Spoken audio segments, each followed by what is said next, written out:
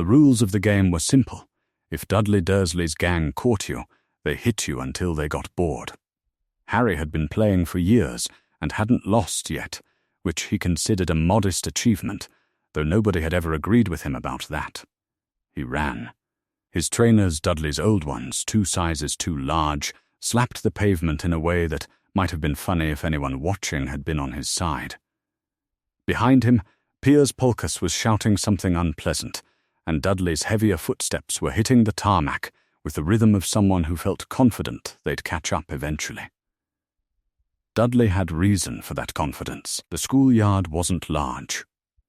Harry cut around the corner of the building, past the rusted climbing frame and the painted hopscotch squares, and aimed for the kitchen side where they kept the rubbish bins.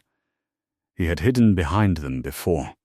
The smell was terrible, but the bins were large enough to crouch behind, and once Dudley's gang lost sight of you, they sometimes gave up. He ducked toward them. He didn't get there. There was a sensation Harry had no word for, a rushing inside his skin rather than outside it, as if something had turned him sideways and then back again, without asking his permission. His feet left the ground. Not like jumping, more like gravity had briefly reconsidered and acted before changing its mind. The schoolyard swam below him. The rubbish bins were very small. The guttering of the kitchen roof was level with his knees, and then it wasn't. And then Harry was sitting on top of the school kitchen chimney, with his knees pulled to his chest, and his tape-repaired glasses crooked on his nose, and absolutely no idea how he had got there. He looked down. It was quite far. He looked up. The October sky was the color of old wool, and a pigeon was regarding him from 3 feet away, with the complete lack of sympathy pigeons always seemed to bring to his situations. Below, Dudley's gang had stopped running. They were staring up. Even Piers looked uncertain. Dudley recovered first. "You're going to be in so much trouble," he called up, which was a very Dudley thing to say. Harry's heart was hammering. His palms were damp against the chimney stack. He was 9 years old and sitting on top of the school kitchen building, and he did not know genuinely, completely did not know how he had arrived here. That was the frightening part. The height was frightening too, but the not knowing was a different kind. He hadn't meant to. He never meant to. Not once, not when he'd somehow turned his teacher's wig blue, not when he'd grown his hair back overnight the morning after Aunt Petunia cut it all off. Whatever this thing was that happened to him, it never asked his permission. It simply occurred, like weather. He made himself breathe. A door opened. School staff spilled out onto the pavement below, looking up with the expressions of adults confronted by a child in an impossible place, each face working out whether the situation was funny, dangerous, or someone else's problem. Harry almost missed the other family. They were standing apart from the staff and the gathering students, near the gate on the far side of the yard. He noticed the hair first a particular red that was either a gift or a disaster, depending on your feelings about standing out. 3 of them, a tall, slightly rumpled man whose thoughts appeared to be usually somewhere other than his body, a shorter, broad-shouldered woman who looked like she assessed situations very quickly, and a boy about Harry's own age with more freckles than Harry had ever seen on one face, staring up with an expression of pure uncomplicated amazement. Beside the boy, half hidden behind her mother's arm, a small girl with a long red plait was also staring, one finger raised in a point. The man had gone completely still. He was looking at Harry, the way Harry had sometimes imagined privately, never out loud that someone might look at him if they actually knew. Not the vague, embarrassed way that muggles usually looked when something impossible occurred near Harry, the way they looked when their minds were already deciding not to remember it. This man was not deciding anything like that. His face had the careful blankness of someone arranging it deliberately, the way you set your expression when you don't want anyone to see that you know exactly what you're looking at. Harry stored that away. He had learned early that information was one of the few things nobody could take from him. The man began moving through the crowd, quietly and with a purposefulness that parted people around him without anyone quite noticing. Harry watched from above. Coming down was more confusing than going up. There was a moment when the rushing sensation happened in reverse, and then Harry was on the ground, and the tall man was beside him, and Harry hadn't precisely felt a hand on him, but something about the descent had been steadier, as if someone had been paying attention to where he landed. His knees were shaking. He didn't let that show. He looked up at the man, who looked back with careful neutrality, and then the boy appeared at his father's elbow with the energy of someone who had been physically restrained for as long as they could stand.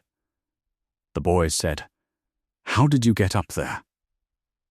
Harry said, "I don't know." He meant it completely. The boy absorbed this and seemed not only to accept it, but to find it deeply satisfying. "Brilliant," he said quietly, as if he were saying it to himself rather than to anyone specific. He might have been addressing the universe. From behind her mother, the small girl peered around at Harry. When he looked at her, she went the color of her hair and disappeared behind the arm again.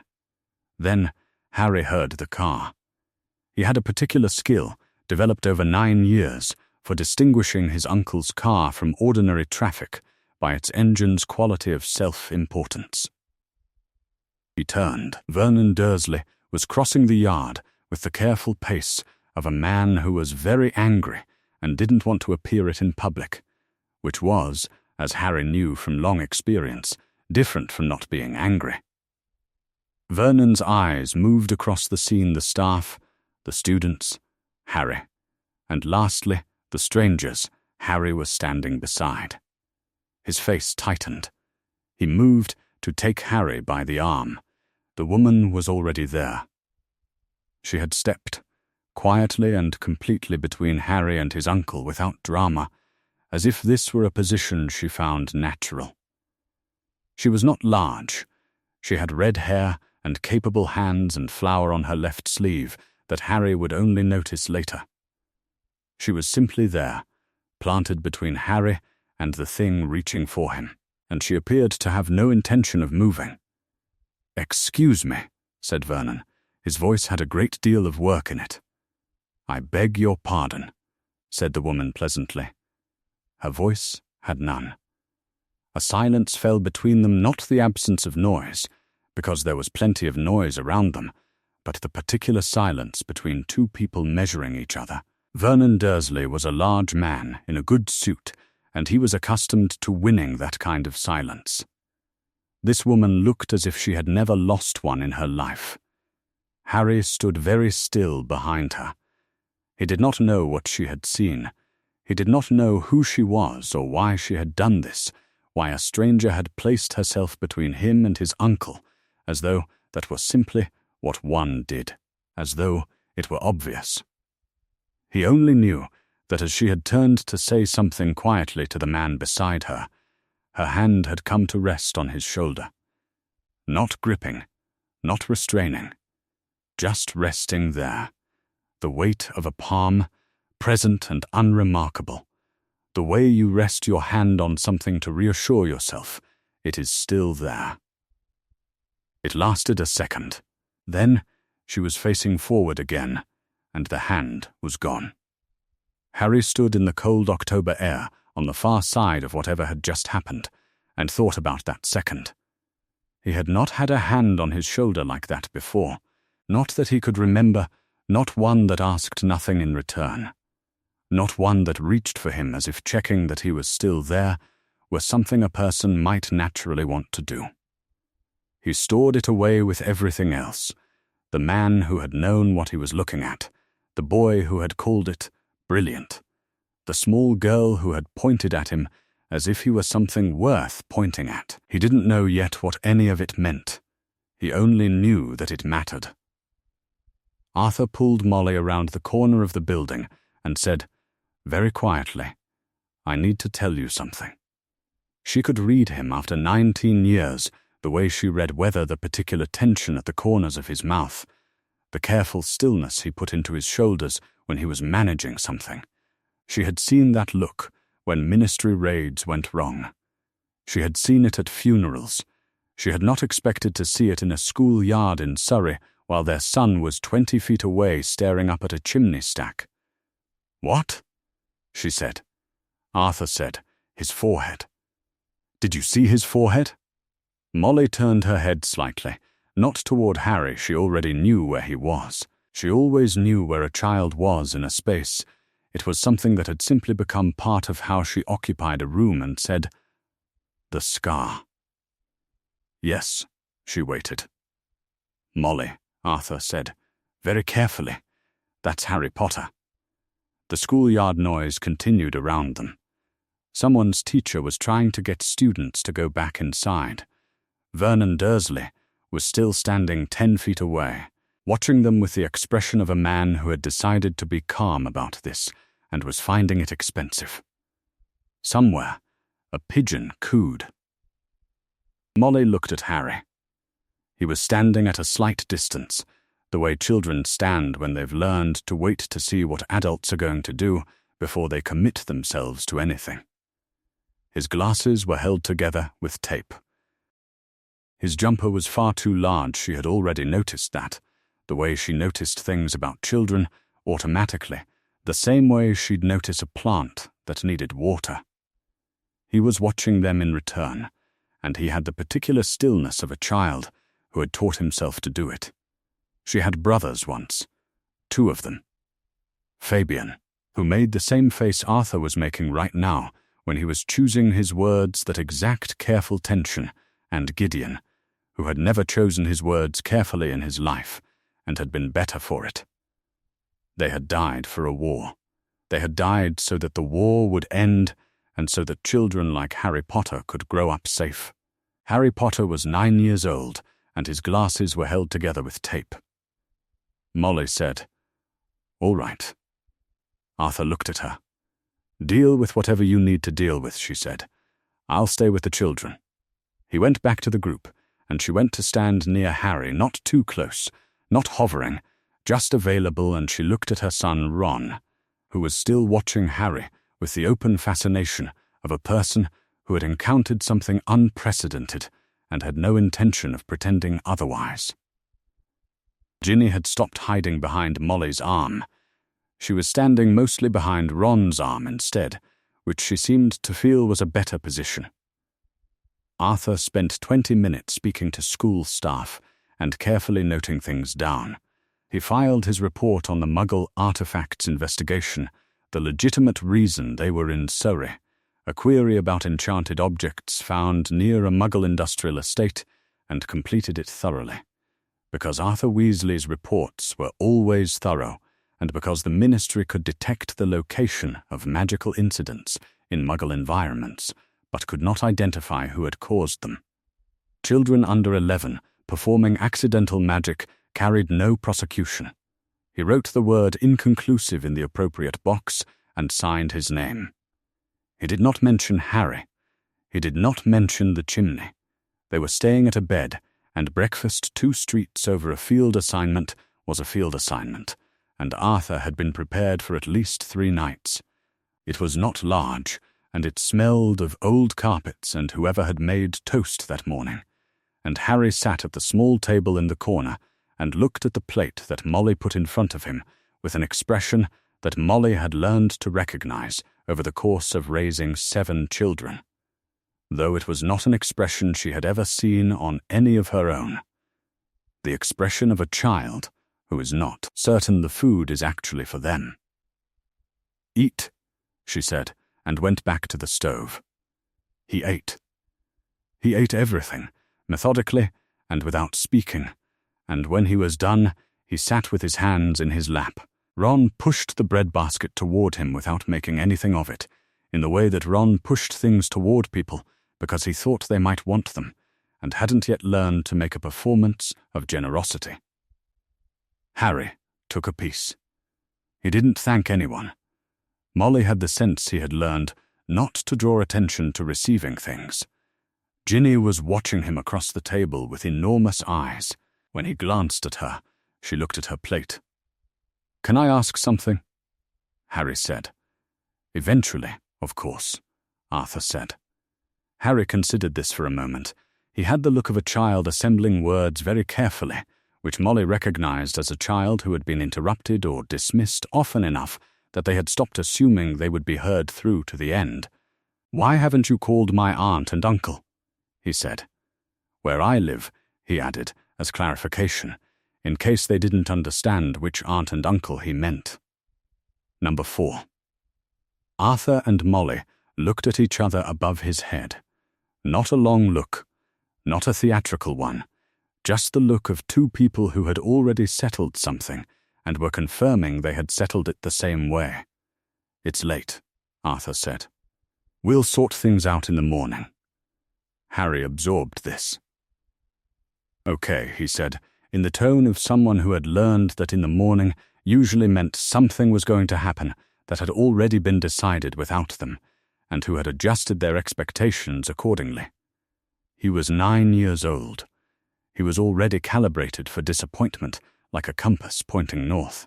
Molly tucked Ron and Ginny in first, because the room arrangement required it Ron in the small bed by the window, Ginny on the rollaway that creaked, and then she came to where Harry was sitting, on the edge of his cot, with his trainers neatly lined up beneath it, and his hands in his lap again, waiting in that patient particular way of his.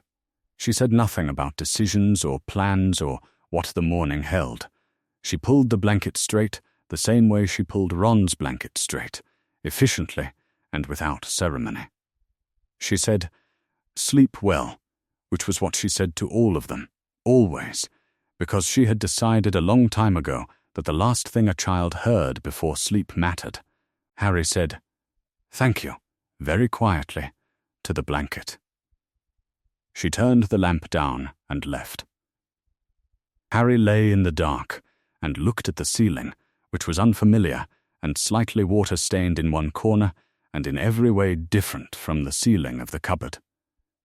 His cot was narrow. The room smelled of other people's lives. Ron's breathing was already slow and even, and from the rollaway there was the small shuffling sound of Ginny finding a comfortable position. He thought about the schoolyard. He thought about the tall man who had looked at him on the chimney and known something. He thought about the boy who had called it brilliant. He thought about the small girl who had pointed, and he thought about the woman in the schoolyard, her hand on his shoulder, here for a second and then gone, and the way she had stood between him and his uncle as though there were nothing complicated about that, as though it was simply the obvious thing to do. He did not know what a mother felt like. He was 9 years old, and he had no reference point for it, nothing in his life to compare it against. He had Aunt Petunia, but Petunia was a category of her own. He thought it might feel something like that. The hand. The way she had said sleep well to him, the same way she said it to the others. He would probably be back at Privet Drive by tomorrow evening. Adults always returned him there eventually.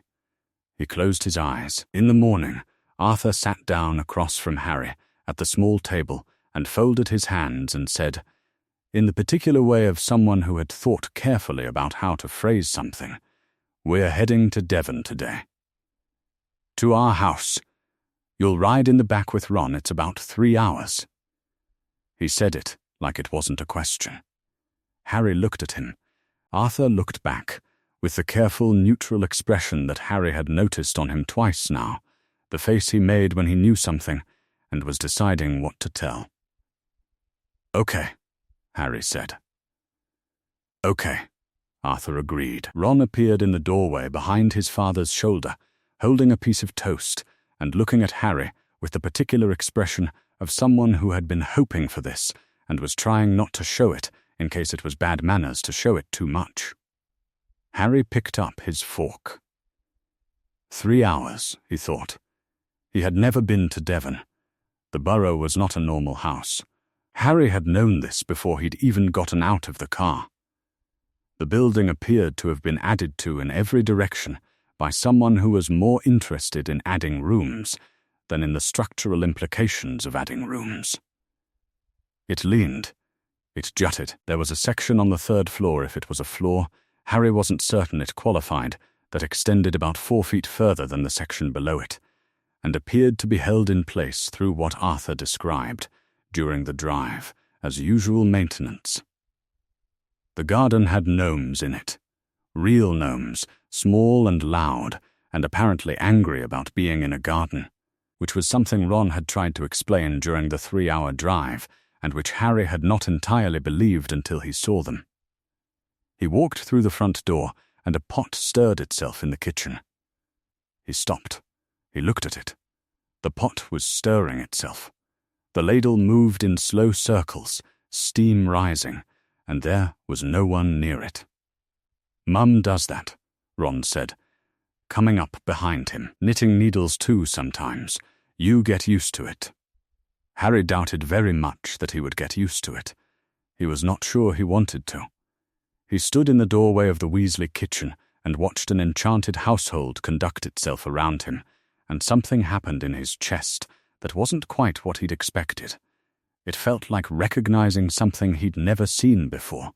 Ginny came downstairs 2 steps at a time and stopped when she saw him and went pink again.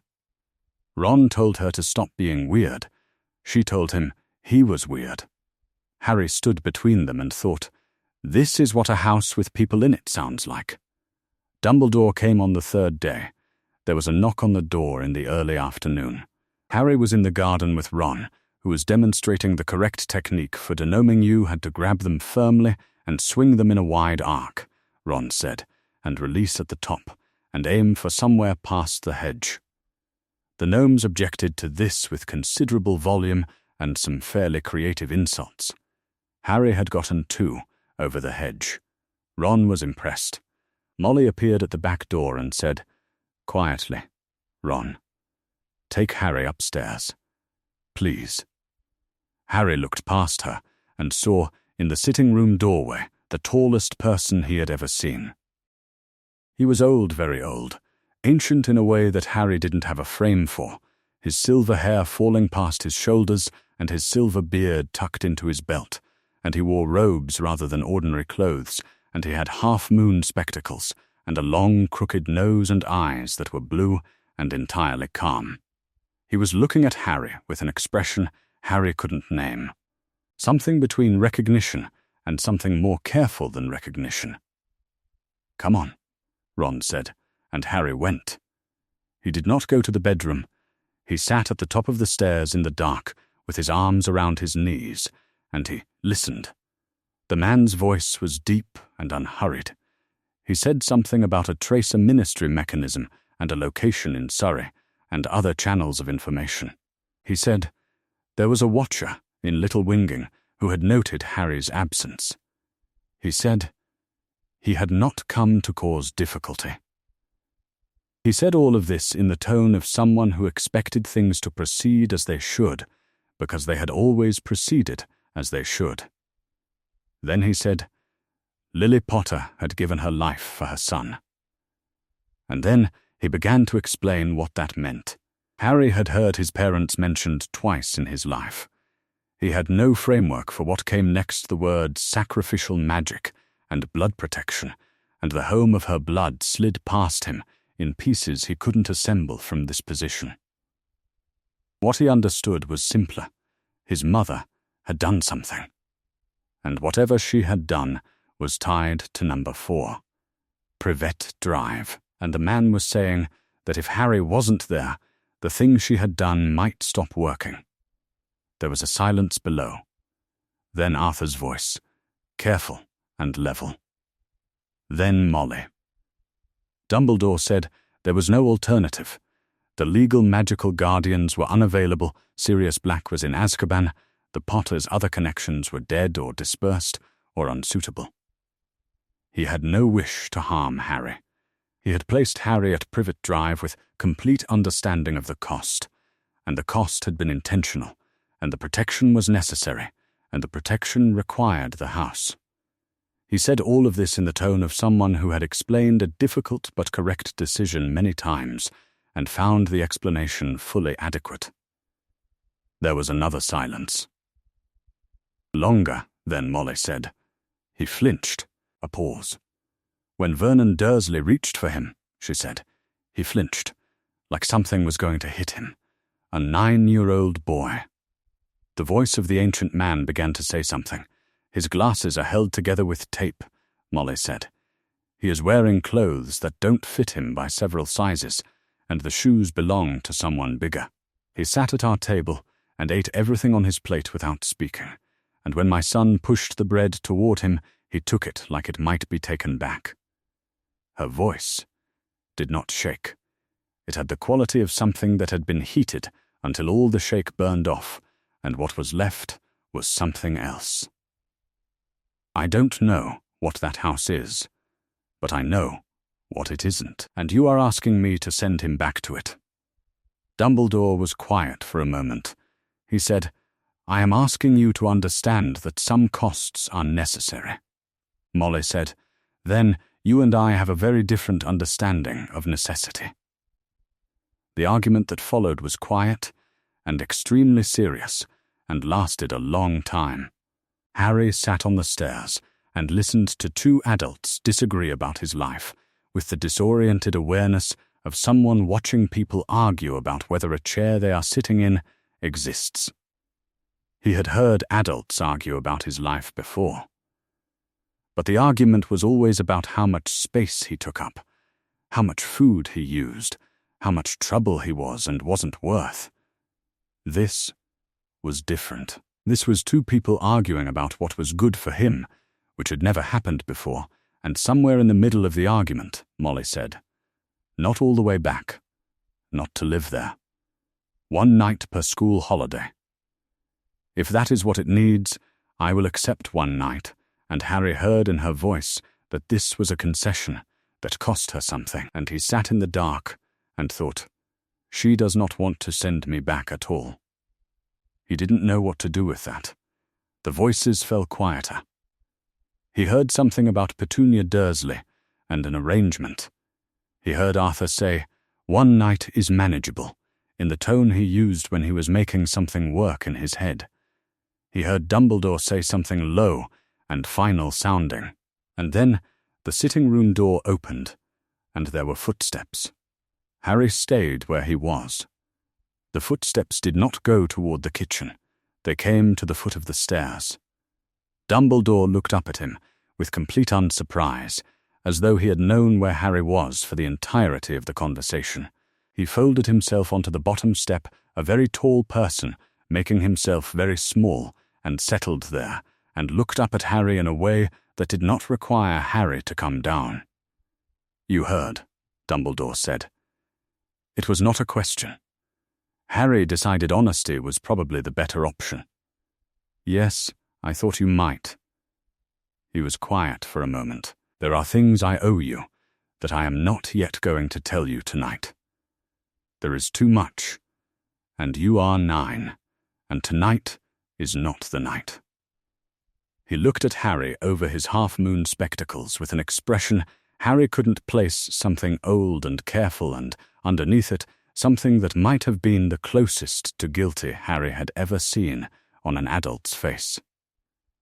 What I will tell you is this. Your mother and your father loved you very much. You are safe, and there are people in this house who have chosen to stand between you and a great many things. He paused. That choice is real.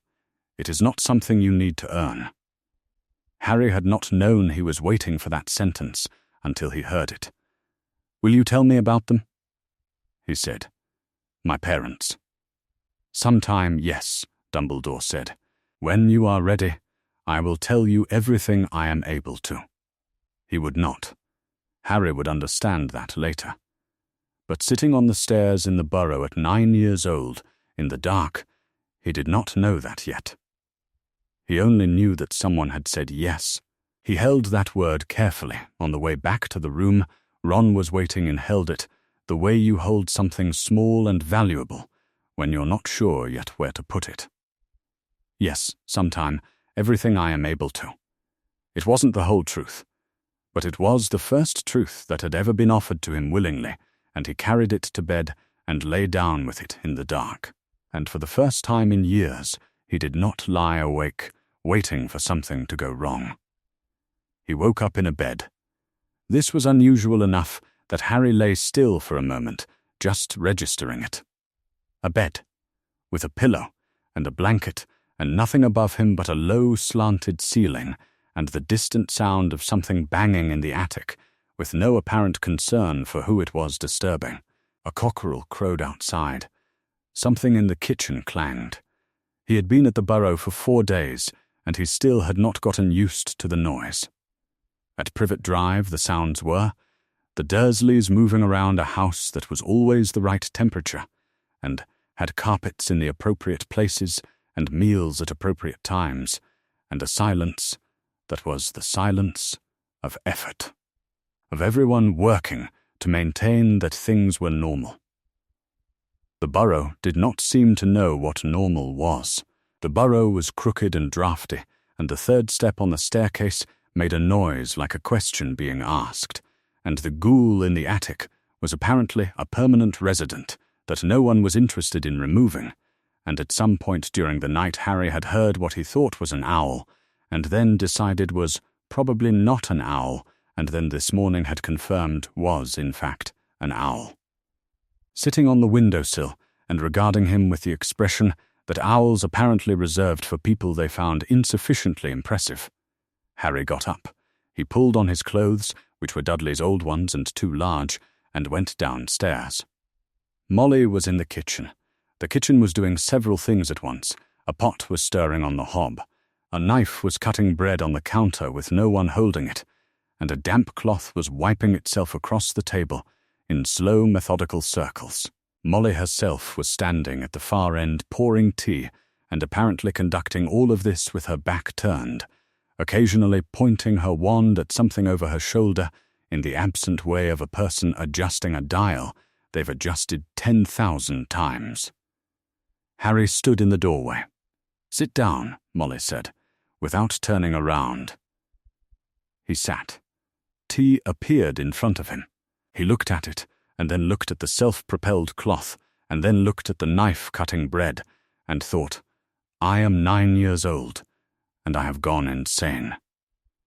But the tea was hot, and the kitchen smelled of toast, and insanity seemed like a relatively minor issue given everything else.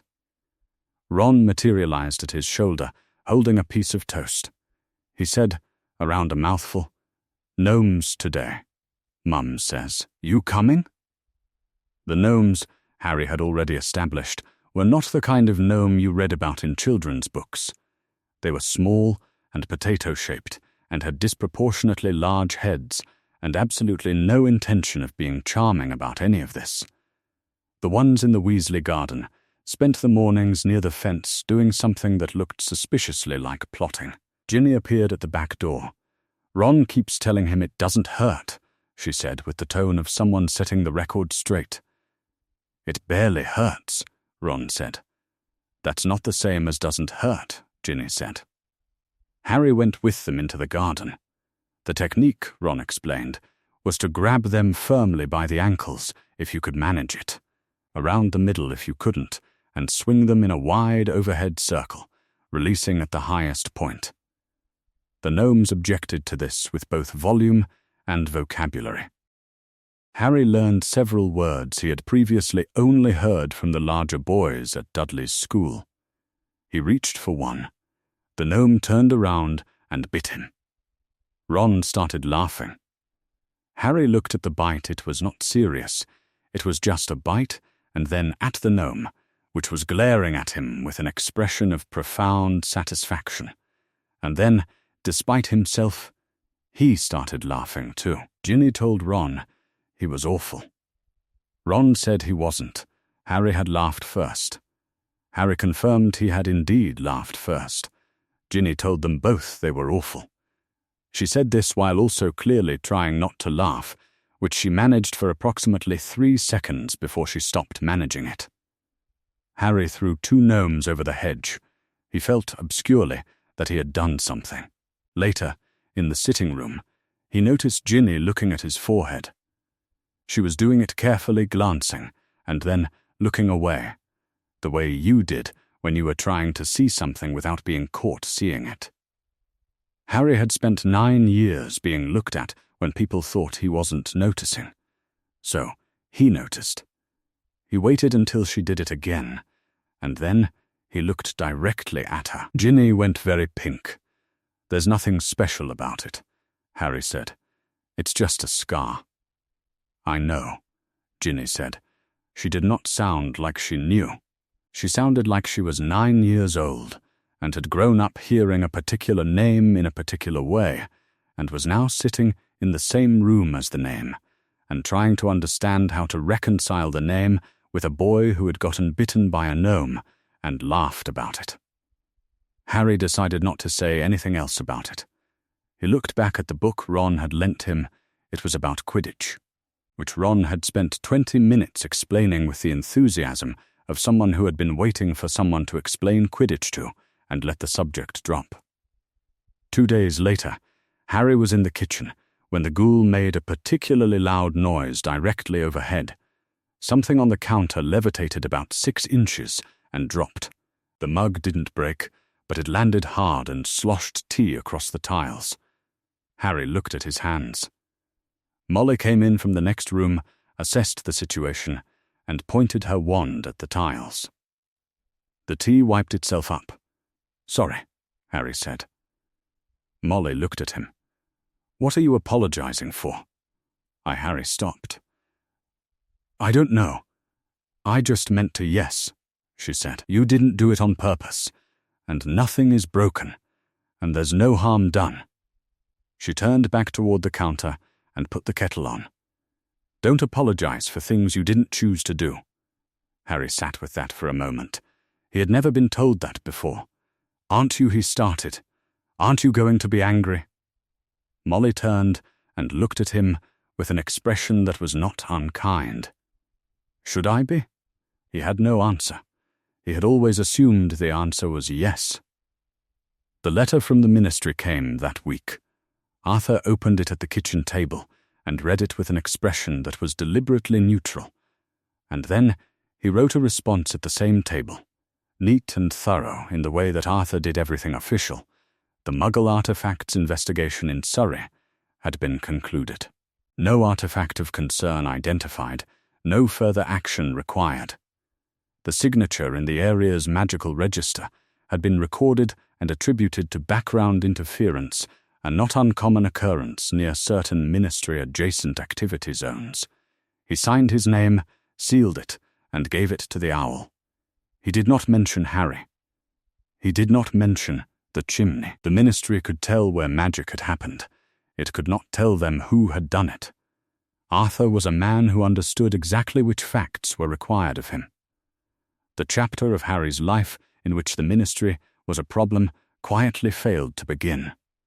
Ron talked about Hogwarts the way Harry had heard some children talk about Christmas, not with the anxiety of wanting and not being sure of getting, but with the certainty of someone who knew a good thing was coming and couldn't wait.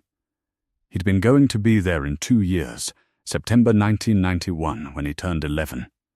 Fred and George were there now, in their first year, sending letters back that were either hilarious or alarming, depending on how you felt about exploding things.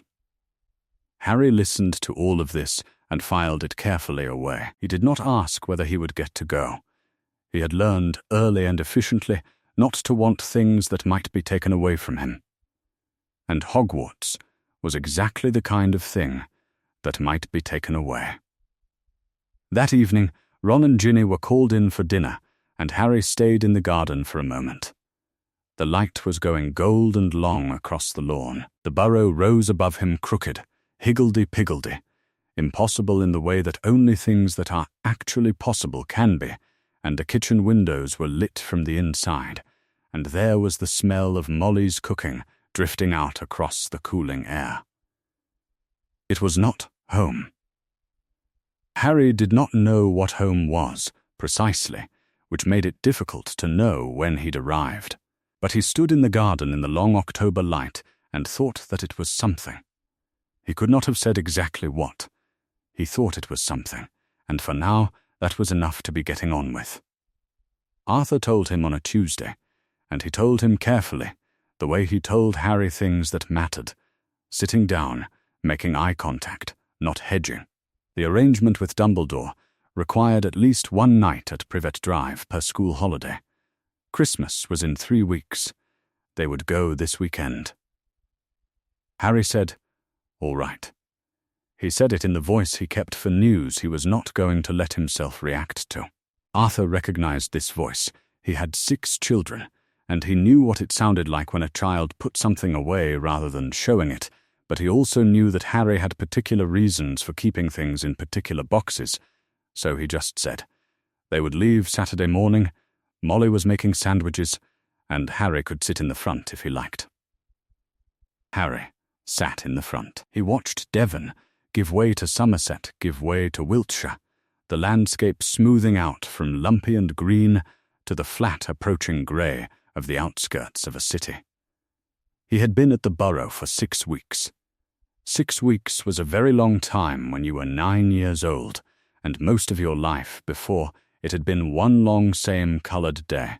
He watched the road and thought about nothing in particular, which was a skill he had developed over 9 years of managing his own interior weather. Privet Drive looked exactly the same. That was the first strange thing. He had half expected it to be different, smaller, perhaps, or more obviously what it was. But it was exactly the same.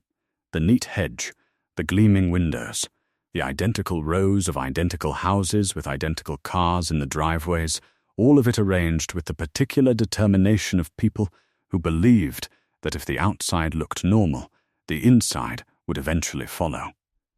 Petunia opened the door before they reached it.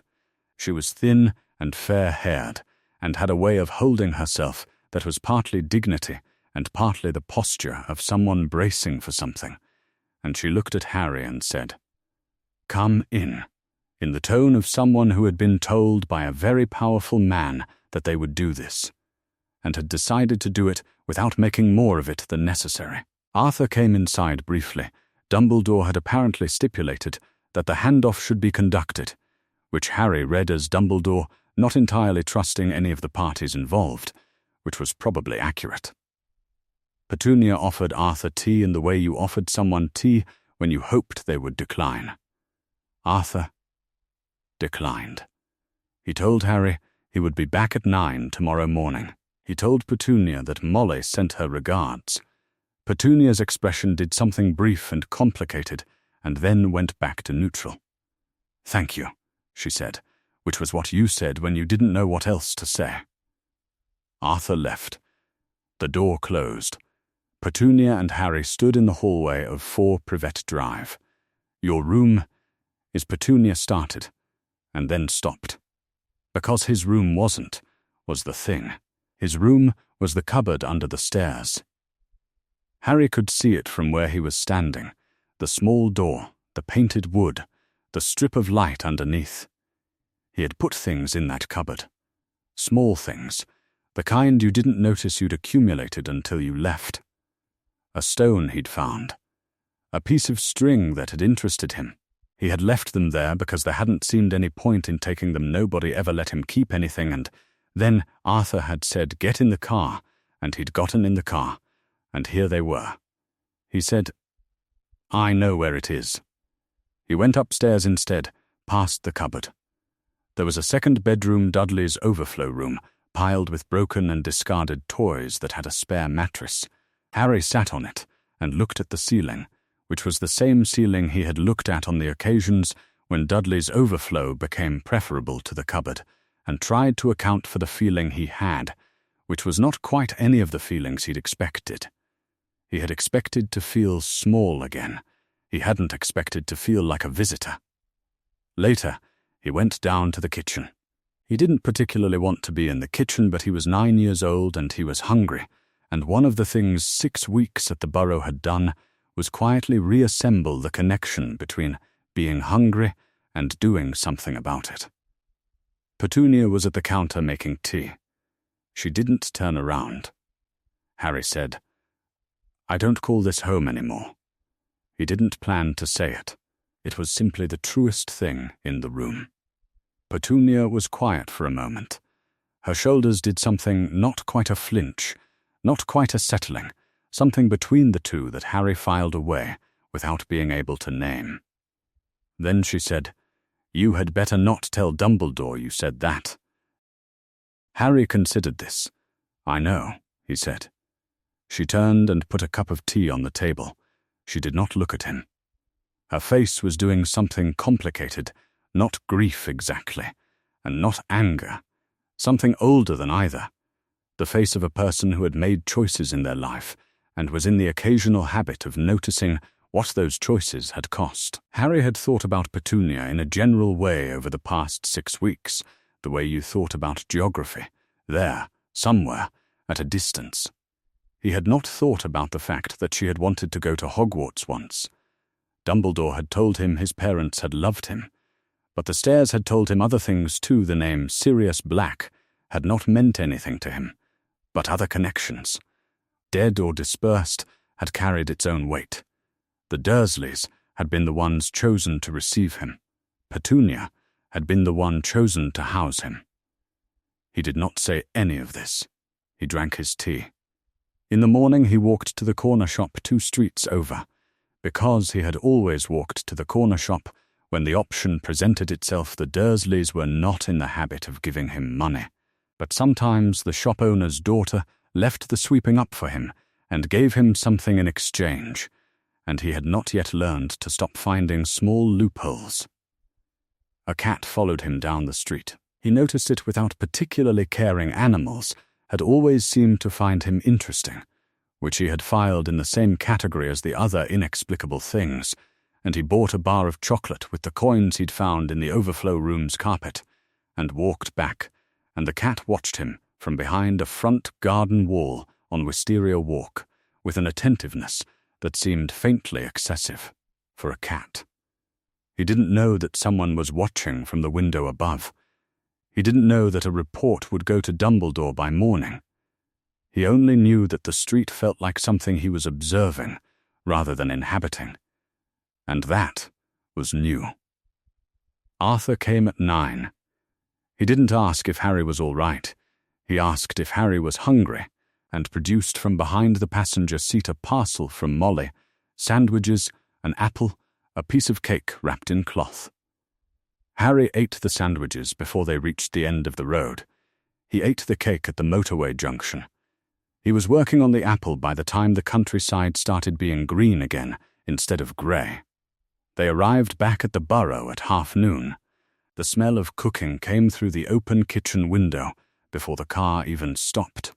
Then the kitchen door opened, and Ginny came out at a run, which she had not been doing out of concern for Harry, because that was not how Ginny operated. She came out because she had been at the window watching for the car, and now she stopped on the path and looked at Harry with an expression that was caught between welcoming him and not wanting to look like she'd been waiting.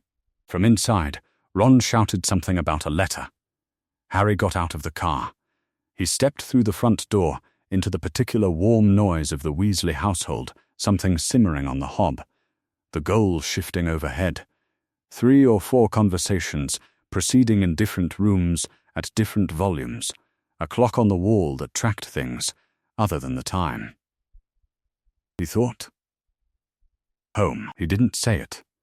He had not gotten there yet, had not gotten to the place where you said the thing you were thinking out loud, where you trusted that the air around you could hold it. But he thought it, clearly and without qualification, and that was new. He filed it away carefully, the way he filed things that might be important later. The word. The fact that it had come. He went to find Ron. Fred and George arrived home from Hogwarts on the 23rd of December with 2 trunks, 4 parcels, and an idea they had apparently been developing since October.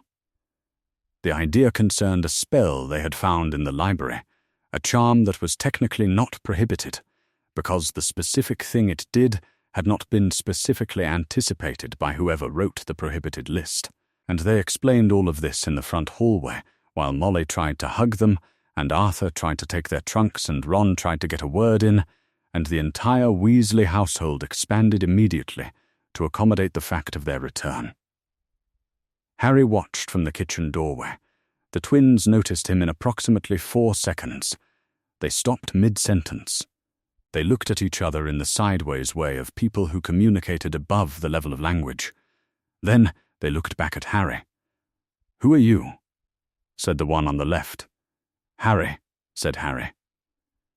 "Harry," said the other twin, trying the word out.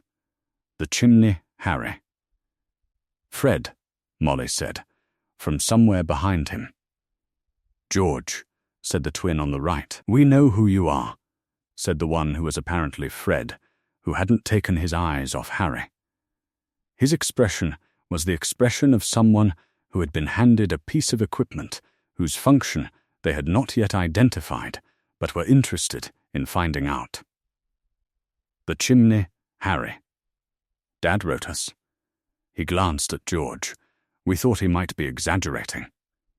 "Dad doesn't exaggerate," George said. "He doesn't," Fred agreed. He looked at Harry with something approaching respect, which was a look Harry had not received very often, and was not entirely sure what to do with. Accidental levitation at altitude. Unaided, first recorded instance in Surrey in 20 years, Dad said. "We," said George, "have a proposal." Harry looked between them. Behind them, Molly was doing the expression of a person who had made peace with certain things. "I'm listening," Harry said. By the time Molly called everyone for Christmas dinner, Harry had agreed to serve as a lookout, a decoy, and on one occasion a distraction, for purposes that had not yet been fully specified, and which he was fairly sure he would not regret. He had also learned that Fred and George were not interested in what he was. They were interested in what he could do, which was different, and in his opinion considerably better. The Christmas dinner table held more people than Harry had ever sat at in his life. There was food. There was a quantity and variety of food that Harry's experience had not prepared him for, not the precise. Portion-controlled meals at Privet Drive, where Harry's plate had always been sized to the theory that he wasn't worth too much trouble, but the kind of food produced by someone who cooked as if abundance were a value, and people at the table were the point. Molly moved between kitchen and dining room and issued instructions to various enchanted serving dishes that Harry had stopped flinching at 3 weeks ago. Steam rose. People talked. Ron was explaining something to Ginny. Fred and George were debating something with Percy, who was 13, and had, in Harry's assessment, made up his mind to be thoroughly sensible about everything, which seemed like a lot of work. Harry ate. He ate a great deal, without making a project of it, because he had learned in 2 months that at this table there was always more, and no one was keeping count. He had never had a real Christmas before. He knew the word, obviously. He had watched it happen to other people, the Dursleys opening presents in the sitting room, the pile in front of Dudley growing and growing, until Dudley counted them and declared there were fewer than last year, and he knew this because he had counted last year. Harry had usually spent Christmas mornings in the kitchen, which was where he was expected to be. This was different from that in every direction. After dinner, Arthur said, "Harry, come sit with me a minute," in the way that meant it was important.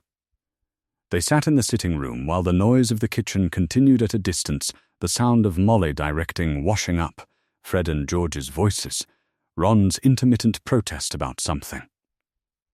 Arthur folded his hands and looked at Harry with the careful expression Harry had learned to read as, "I am going to tell you something that matters, and I am going to tell you the truth. I want to tell you about your parents," Arthur said. "If that's all right." Harry said it was all right. He did not let his face do anything. "Your mother's name was Lily. Your father's name was James." Arthur was quiet for a moment. They were good people. Both of them. Your father he was the kind of person who filled a room. Your mother was brilliant and kind and rather terrifying when she chose to be. Something moved across his face. They fought against Voldemort, against what he was doing. They had every reason to run. Other people did run, and I don't blame them. That was survival, but your parents chose to stay and fight. That is different from being brave, because you don't know any better. They knew exactly what they were choosing. Harry had been told his parents died in a car crash. He had been told this his entire life. In the flat, incurious way, the Dursleys told him things they considered closed subjects, and he had filed it away in the category of things he was not supposed to ask more about. He had always known, without being able to articulate it, that it didn't feel true. You didn't get a scar like his from a car crash. But the alternative had always been a blanker space his imagination had been discouraged from filling. They died choosing him. Not the crash. Not an accident. A choice. He sat with this. He sat with it long enough that Arthur, who understood when something needed silence, stopped talking and just stayed, which was its own kind of offering. After a while, Ron appeared in the doorway. He looked at Harry and did some calculation that Harry didn't witness, and then he came and sat beside him on the sofa without asking and without saying anything, because Ron had a particular gift for knowing when the right thing was nothing. Harry thought a car crash would have been smaller. He didn't mean it as a comfort, exactly. He meant it as an accounting. A death that was a coincidence was one thing. A death that was a decision, a death that looked at what was coming and put itself between the thing and the child was another.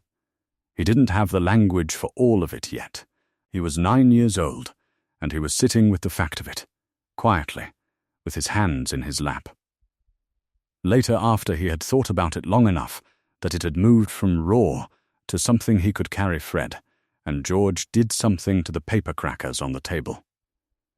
Harry had gone back to the kitchen by then, and the crackers had been charmed to disgorge small figures that moved, and one of the figures was doing something that made Ginny go scarlet, and made Ron spit his drink, and made Percy say, very firmly, that this was not appropriate, while laughing so hard his voice broke halfway through the sentence. Molly said, "Fred, George," she said it the way she said it when she meant it. Fred said, "It was George."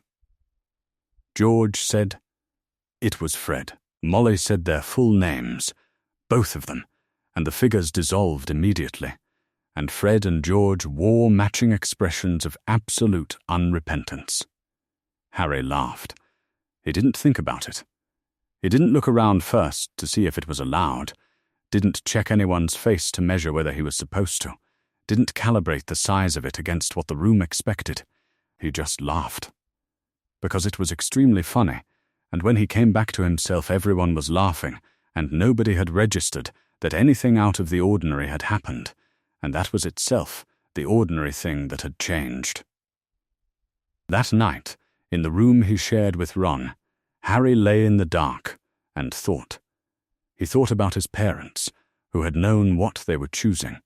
He thought about the schoolyard in October, which was 2 months ago, and felt like something from another life, and also felt like yesterday. He thought about a woman who had stepped between him and a man who was reaching for him quietly, as though it were the obvious thing to do, as though there were no other place to stand. He thought about a hand on his shoulder, the weight of it, and how it had lasted 1 second and he had spent every day since knowing where it had been. He thought these two things might be related. He couldn't say exactly how he didn't have the right words yet, and he was 9, and there were things you felt before you could name them. But they seemed somehow to belong to the same category, people who put themselves between a child and whatever was coming for it. He fell asleep thinking about that. He did not dream about the crash. July 1991. Harry threw his third gnome of the morning over the hedge before Ron had finished pulling his first one loose. "That's not fair," Ron said, not sounding particularly bothered. His gnome had gone round his wrist twice. "You've had 2 extra years." "1.5, Harry said. "Nearly 2. Nearly, Harry watched the gnome arc over the hawthorn hedge and disappear into the field with a distant thump and a volley of muffled swearing. He knew every step of this garden. He knew the patch near the runner beans where the earth was softer and you had to watch your footing, and the spot under the apple tree where the gnomes liked to regroup when they thought you weren't looking. He knew which floorboard on the landing groaned if you stepped on the left side, and didn't if you stepped on the right. He knew Arthur left for the ministry at 7:45 on regular days and 8:15 on days the enchanted car was being difficult. He knew what Molly's voice sounded like at 6 in the morning when she was cross at Fred and George via Owlpost, which happened more often than they deserved and less often than was warranted. He knew where he lived. He had not always known that. There had been a long time when he had understood that he was somewhere rather than knowing it the way you understood a fact versus the way you felt its weight. Now he knew it the way you knew your own hands, without having to think about it. Hedwig arrived at breakfast with 2 letters. She landed in the middle of the table and regarded everyone with the proprietary calm of an owl who had decided that the Weasley household was an acceptable posting and expected to be thanked for this generosity. Ron's owl, Errol, managed to arrive 3 minutes later and collapse into the butter dish, which he did with enough regularity that Molly had stopped wincing. 2 envelopes, Harry's name on one, and the address, which he read twice. Mr. H. Potter, the 2nd bedroom, the Borough, Ottery St. Catchpole, Devon. He sat with this for a moment. In stories, or rather, in what he'd been told about before he'd understood, there were different kinds of stories. The Hogwarts letters in Surrey had gone to the cupboard under the stairs. He'd heard this from Arthur, quietly, as a thing that had been true, and now was not. But the letter hadn't gone to Surrey. The letter had come here, to this table, to this address, because whoever or whatever wrote these addresses knew where he lived, and where he lived was here. He was still thinking about this when Molly came from the kitchen, saw the envelopes, and went very still. "Well," she said. "That's that." Then she said it in the tone of someone who had been waiting for something, and wasn't sure whether the arriving was better or worse than the waiting. She hugged Ron first, quickly and fiercely, and then she looked at Harry's letter in his hand, and her face did something complicated. She had 7 children.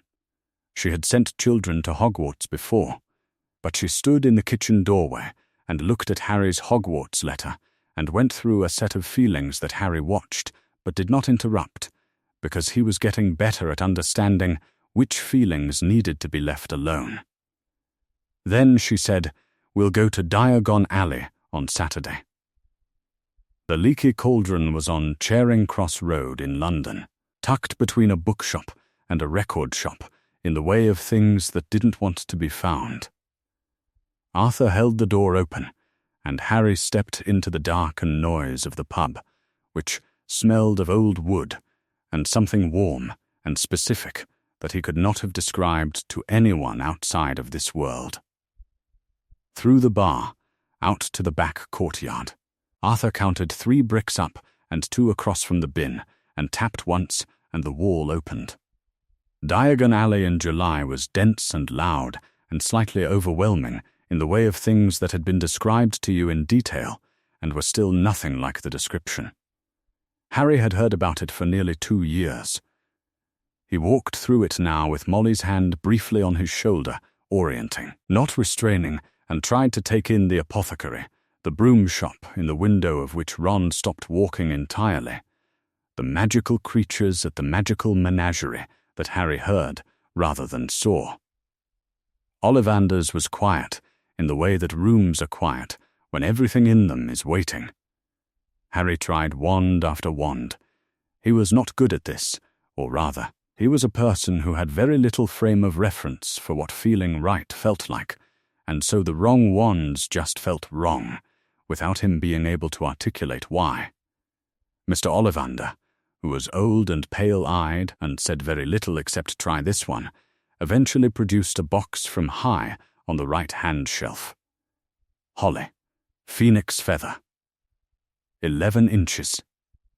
Harry picked it up. He had gotten better at recognizing a feeling he could not name, the feeling of something settling rather than bracing. He had felt it the first morning at the burrow, when Ron's shoulder was against his on the stairs. He had felt it that night on the landing in the dark, when Dumbledore said, "It is not something you need to earn." He felt it now, rising through the handle of this wand and along his arm. He put 7 galleons on the counter and said he'd take it. Gringotts was last. They took the cart at a speed that made Ron whoop, and Ginny grip the rail, and Harry stare forward and not let his face do what it wanted to, and then they arrived at a vault that Arthur opened with a key, and Harry stood in the doorway of his parents' vault. There was gold. Quite a lot of gold, bronze, and silver, too. But the gold made the point. James Potter's inheritance, Arthur had told him once.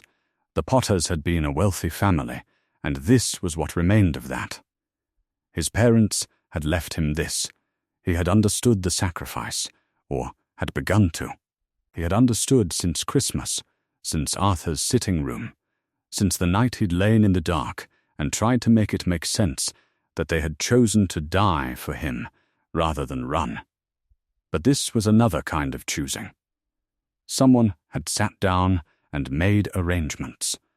Someone had thought about the fact that they might die and had done the paperwork, which was not romantic or dramatic, but was real. They had planned for the world to continue after them. They had planned for him to be in it.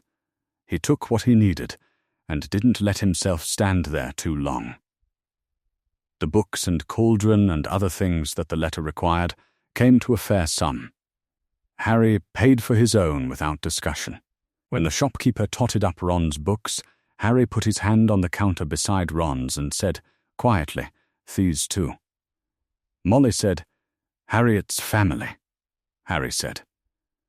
He had been thinking about how to say it since Gringotts, and he had decided that there was no elaborate way that was better than the plain version. It's not charity. It's family.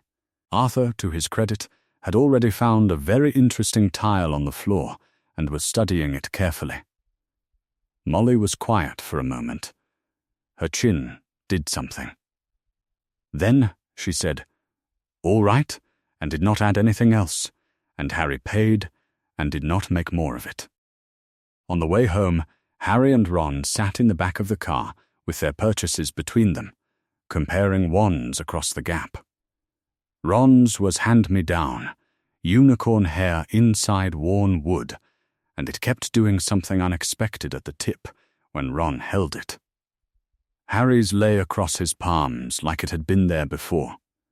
Ginny, wedged between them on the middle seat with her arms folded, listened to everything they said and asked questions that were specific and pointed enough that after 20 minutes Ron said, "Why don't you just write directly to McGonagall and ask about the curriculum?"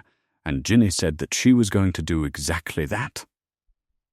Harry looked out the window as the city gave way to motorway, gave way to the M5, and then smaller roads, and then the winding lanes of Devon. 2 years ago, he had lived in a cupboard. 2 years ago, he had been chased across a schoolyard by his cousin's gang and had not known this road, or this car, or the family in it. He had not known that there was a world where enchanted letters flew to wherever you lived, where your address was written by something that understood where home was before you did. He had not known that any of this existed. He held his wand and did not say any of that, because Ron was explaining something about gnomes and the agricultural theory of magical pest control that Fred had apparently told him, and it was funnier than it had any right to be, and Ginny was already taking notes in the margin of a history of magic, and outside the window, Devon was doing what Devon did in the low evening light of a July summer. They were taking him to school. Harry looked at that thought for a moment, the way you looked at something to make sure it was real, and then he went back to listening to Ron. The barrier between platforms 9 and 10 looked exactly like a wall, which Harry supposed was the point. It was the 1st of September. King's Cross was dense, with the particular morning energy of a large station at 9 o'clock trolleys and announcements, and people who knew where they were going, and people who did not, and the Weasley family moved through all of it with the practiced confidence of people who had done this many times. Percy walked ahead with his trunk and his prefect badge catching the light. Fred and George argued at a volume that turned heads. Arthur tracked 7 children across a major transport hub with the expression of a man who had developed a system. Ginny stood beside Harry with her arms folded. She was 9 and not going to Hogwarts for another year, and had been extremely matter-of-fact about this all summer, which meant she was not matter-of-fact about it at all. Harry raised his hand when he stepped through the barrier. She raised hers back. The Hogwarts Express was scarlet and enormous, exhaling steam in great white clouds that drifted across the platform and settled in everyone's hair. Harry stood and looked at it and felt something happen that was not quite nerves and not quite excitement, but was probably both.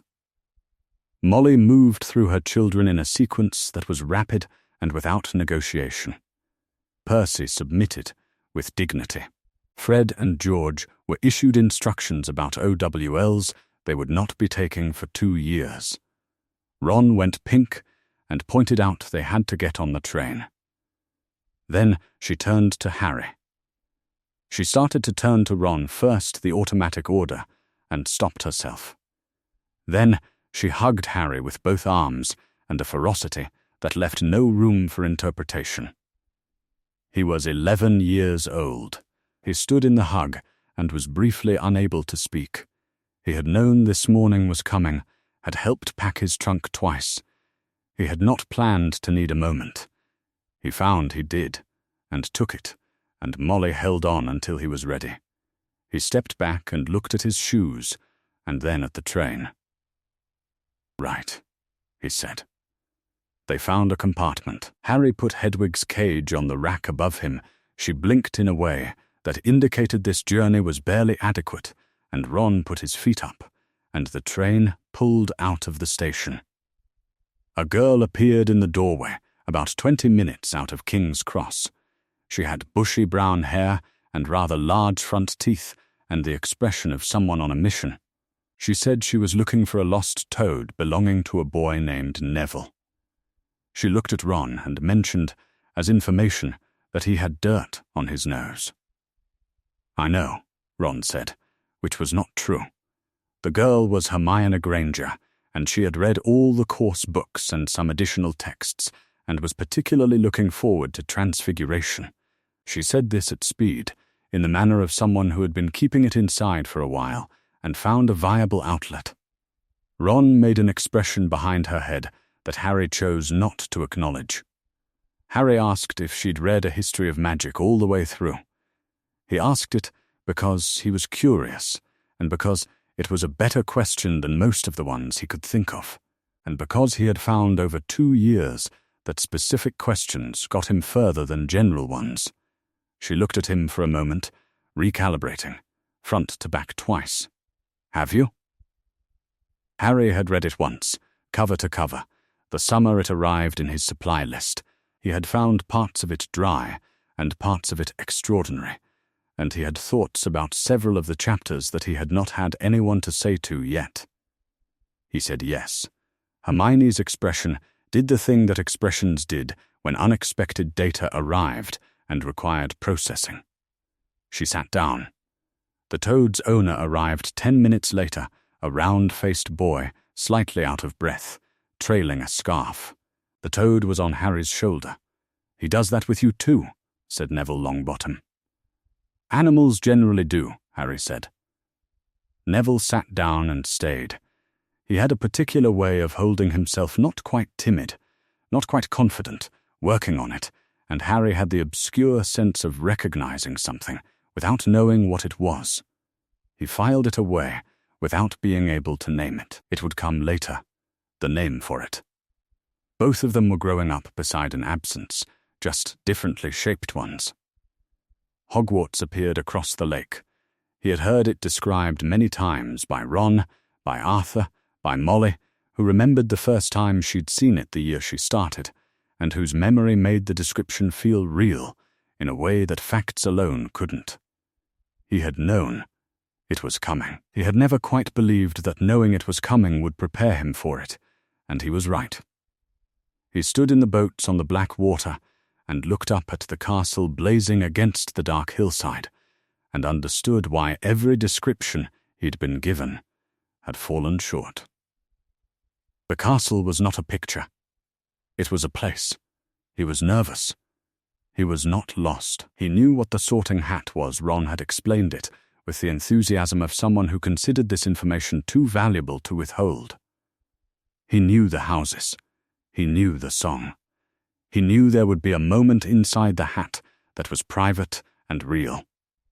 He walked into the great hall between the rows of candle-lit tables and looked up at a ceiling enchanted to mirror the night sky velvety black, thick with stars, the same sky that was outside, brought indoors and made to answer, and thought, I know exactly where I am.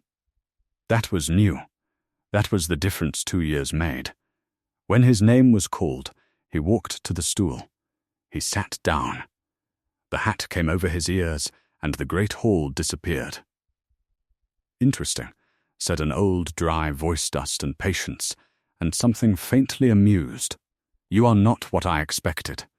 A great deal has changed for you since last October, and a great deal has not. There is bravery here, loyalty, the stubborn kind, curiosity, more determination than you would probably call it. A pause considering you would do well in Slytherin, you know. The ambition is quieter in you than in most, but it is there. Harry thought about the burrow. He thought about the kitchen in the morning with the pot stirring itself.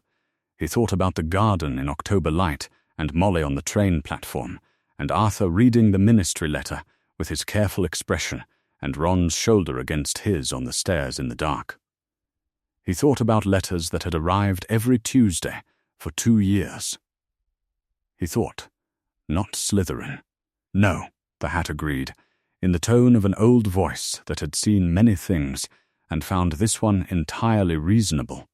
Not Slytherin. Then it said the word to the hall, and the word was Gryffindor, and the table on the far right erupted. Fred and George found them in the corridor outside. Gryffindor, George said. We told everyone for 2 years. We bet on ourselves, Fred said. We won. Percy appeared behind them, shook Harry's hand, told him well done, told Ron well done, and clearly meant both things. Harry did not point this out, because Percy would not have wanted him to. Later in the dormitory, Harry sat on the edge of the 4-poster bed that had been assigned to him and got out a piece of parchment. He wrote to Molly. He described the boats on the lake, the ceiling of the great hall, the way the table had erupted when his name was called, the exact expression on Percy's face when he shook Harry's hand. He wrote until he had said enough, and then folded the letter and found Hedwig on the dormitory windowsill, waiting in the dark, as if she had expected this. He tied the letter to her leg. She regarded him with the dignity of an owl who had decided this assignment was acceptable. Then she was gone, pale wings crossing the dark. He got into bed. He lay in the dark of the Hogwarts dormitory and listened to the castle settle around him, old stone. Deep quiet. The sound of Ron's breathing evening out nearby, and thought about the letter already in the air. Heading somewhere. Expected he had someone to write to.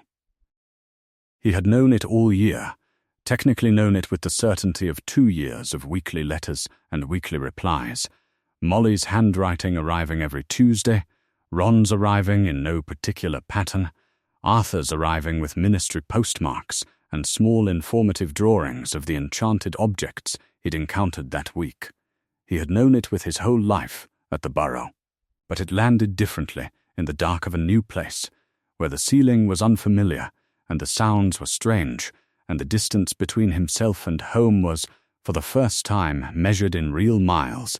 There was somewhere the letter was going. Someone was waiting for it. He fell asleep before the reply came. The potions classroom was in the dungeons, which told you something about whoever had decided where potions ought to go. It was cold. The stone walls were lined with glass jars, holding things that floated, and the air smelled of something sharp, and something underneath the sharp that Harry could not identify. He took a seat beside Ron and watched the class fill up around them, and waited. The door opened. The man who came in was tall and thin, with greasy black hair that fell to his shoulders, sallow skin, and black eyes that moved across the room with the efficiency of someone taking account. He did not introduce himself. He sat on the edge of the desk at the front and let the silence build until it was the kind of silence that told you he was the reason for it. Then his eyes found Harry. He had been told he looked like his father.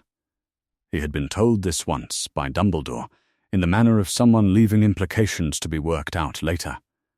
He had been told his eyes were his mother's, green and exact. He knew abstractly that his face was a particular face in this world, James Potter's face, with Lily Evans's eyes. He watched Snape find it. He watched him find James Potter in the slope of the nose and the shape of the jaw, and he watched the moment Snape's eyes moved down to Harry's the tiny pause, barely a pause at all, an inhalation that stopped before it started, and then Snape turned away and opened his register. He called the roll without expression. When he reached Harry's name, he said it the way he said every name, flatly, as a fact. "Potter, here," Harry said. The lesson began. "Potter," Snape said, at the first available silence. "What would I get if I added powdered root of asphodel to an infusion of wormwood?" The question would have flattened a boy who had never heard either word. Here it landed on a boy who had eaten dinner with Arthur Weasley 200 times. Arthur, who considered magical botany a perfectly reasonable dinner-table subject. Arthur, who had explained the drought of living death one Sunday with the cheerful energy of a man who found most things interesting if you paid attention. "The drought of living death," Harry said. A small silence. The classroom recalibrated.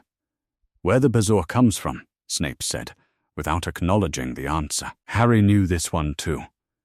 He said so.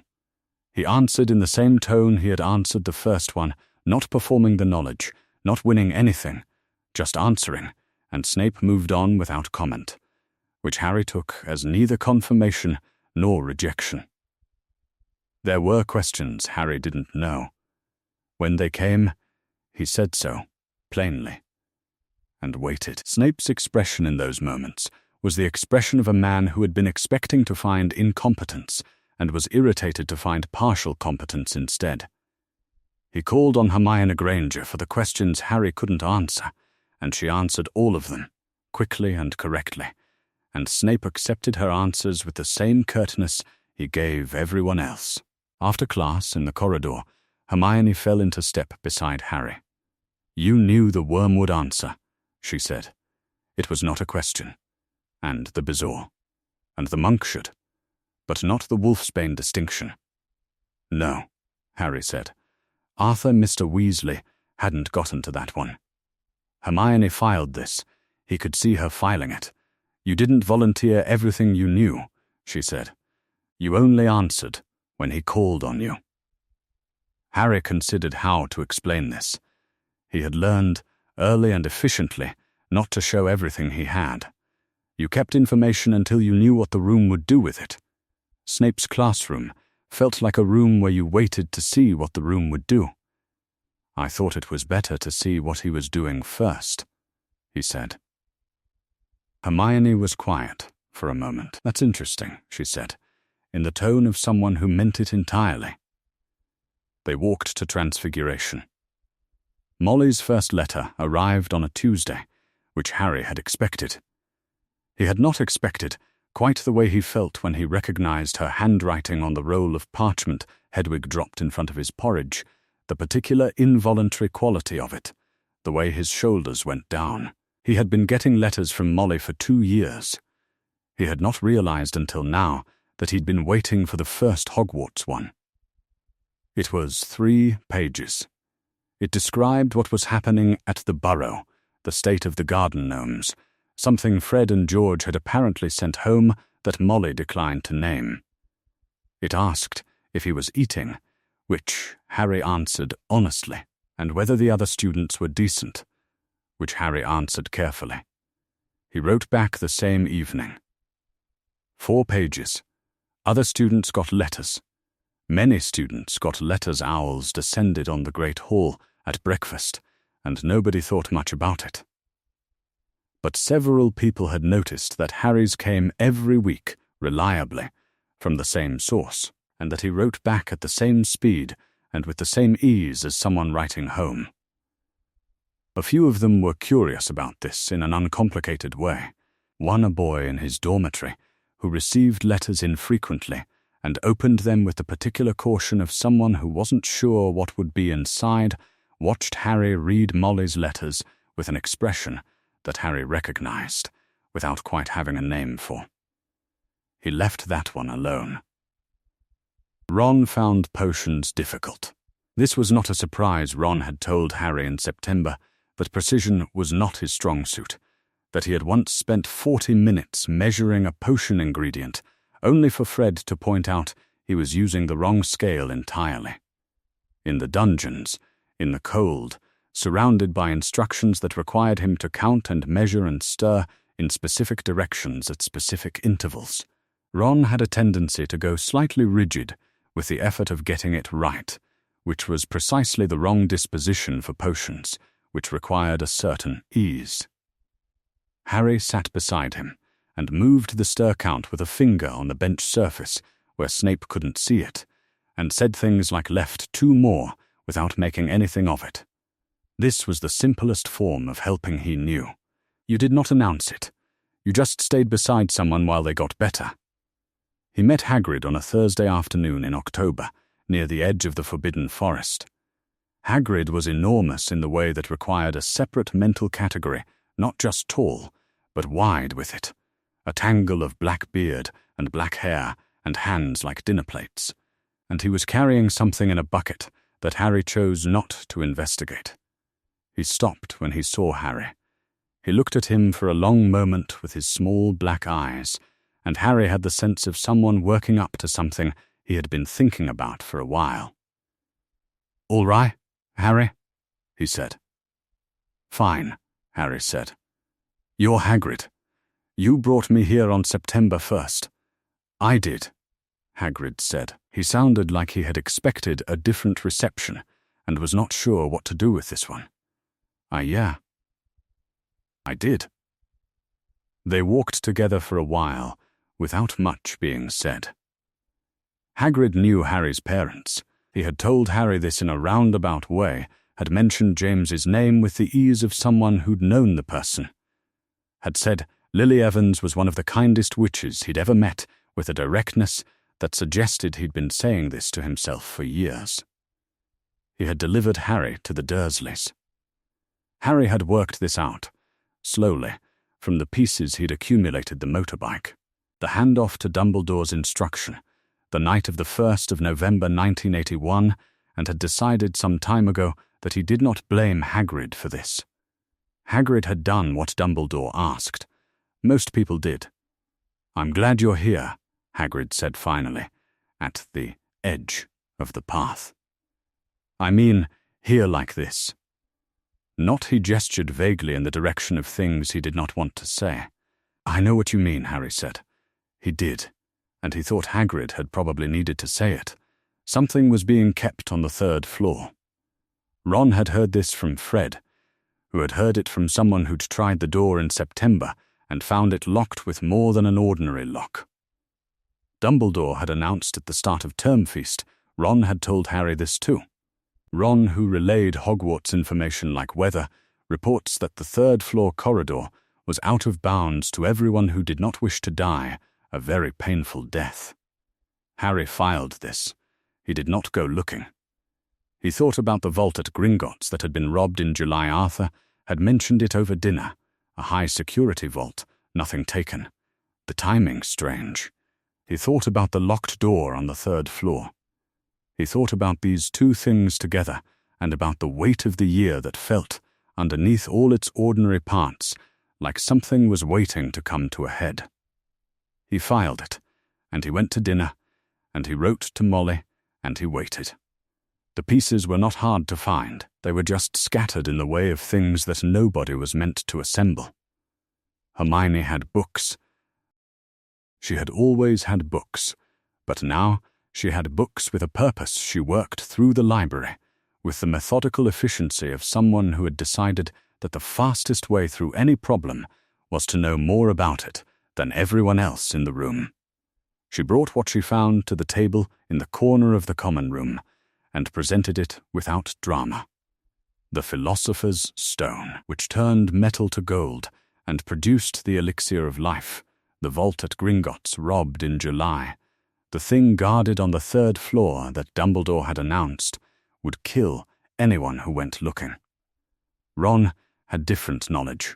He had the floor plans of Hogwarts in his head, the way you had things in your head when you had grown up hearing about them from siblings, who had grown up hearing about them from siblings, not a map so much as an accumulated texture of which staircases went where on which days, which corridors flooded in December, which teachers crossed which routes at which times.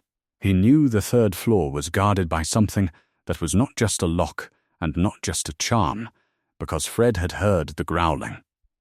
Harry noticed things. He had always been good at this. It was a skill developed before he could name it, the skill of reading a room correctly, of registering the thing that was slightly wrong before your mind finished catching up to your eyes. The defense against the dark arts professor had a stutter that appeared and disappeared. It appeared with students. It disappeared when he thought he was not being observed. The smell of garlic that clung to him was too deliberate, too present, more protection than preference. He held his hands oddly sometimes, as though he were managing them. Harry had noticed all of this by October, and had not yet found the right framework for it. The defense professor was young 24, someone said, though he looked younger in some lights and older in others, with a slight build and a purple turban that Harry had spent a great deal of time not staring at. He flinched at the word Voldemort. So did most people. His flinch was different. His flinch was the flinch of a person who had a different relationship to the name than fear. Harry filed this. He did not know yet what to do with the file. He found Neville in the library on a Tuesday evening in November, sitting at a table with 3 books open and an expression that was trying very hard to be calm. Harry sat down without asking, on the grounds that the table was large and the library was cold, and those were sufficient justifications. He did not say anything. Neville, after a moment, did not say anything either. They worked for 2 hours. Neville was trying to get ahead on charms. Harry was rereading A History of Magic for a chapter about magical contracts that was only peripherally useful for what he was actually thinking about, but reading it felt like doing something. At some point, Hermione arrived, took the chair across from Harry, read Neville's charms notes, and made 3 small corrections without comment, which Neville accepted with the relief of a person who had been hoping someone would. Neville's parents were in a hospital somewhere. Harry knew this the way he knew several things about Neville, piece by piece, from context, from the gaps in what Neville said and didn't say. He had not asked, because some things you did not ask when you understood what not asking meant. He understood from the inside what it was like to grow up alongside an absence that everyone else could see and nobody knew how to address. Their absences were different shapes. That did not matter very much. Molly's letter arrived in late November. It was her usual Tuesday letter, 3 pages. News from the Burrow. Ginny's latest project. Arthur's current enchanted object of interest, but there was a paragraph near the end that Harry read 3 times. She had noticed, she wrote, that his letters this term were shorter, more carefully written. She did not want to worry if there was nothing to worry about, but she knew him well enough by now to know the difference between Harry being brief because he was busy and Harry being careful because he was thinking something through. If something was wrong, she would like to know. Not because she would demand anything. She knew he would handle whatever it was. But because she would like to know. He folded the letter up and went to dinner and carried it through 2 classes and thought about what to say. He wrote back that evening, something at Hogwarts did not feel right. He did not know what it was yet.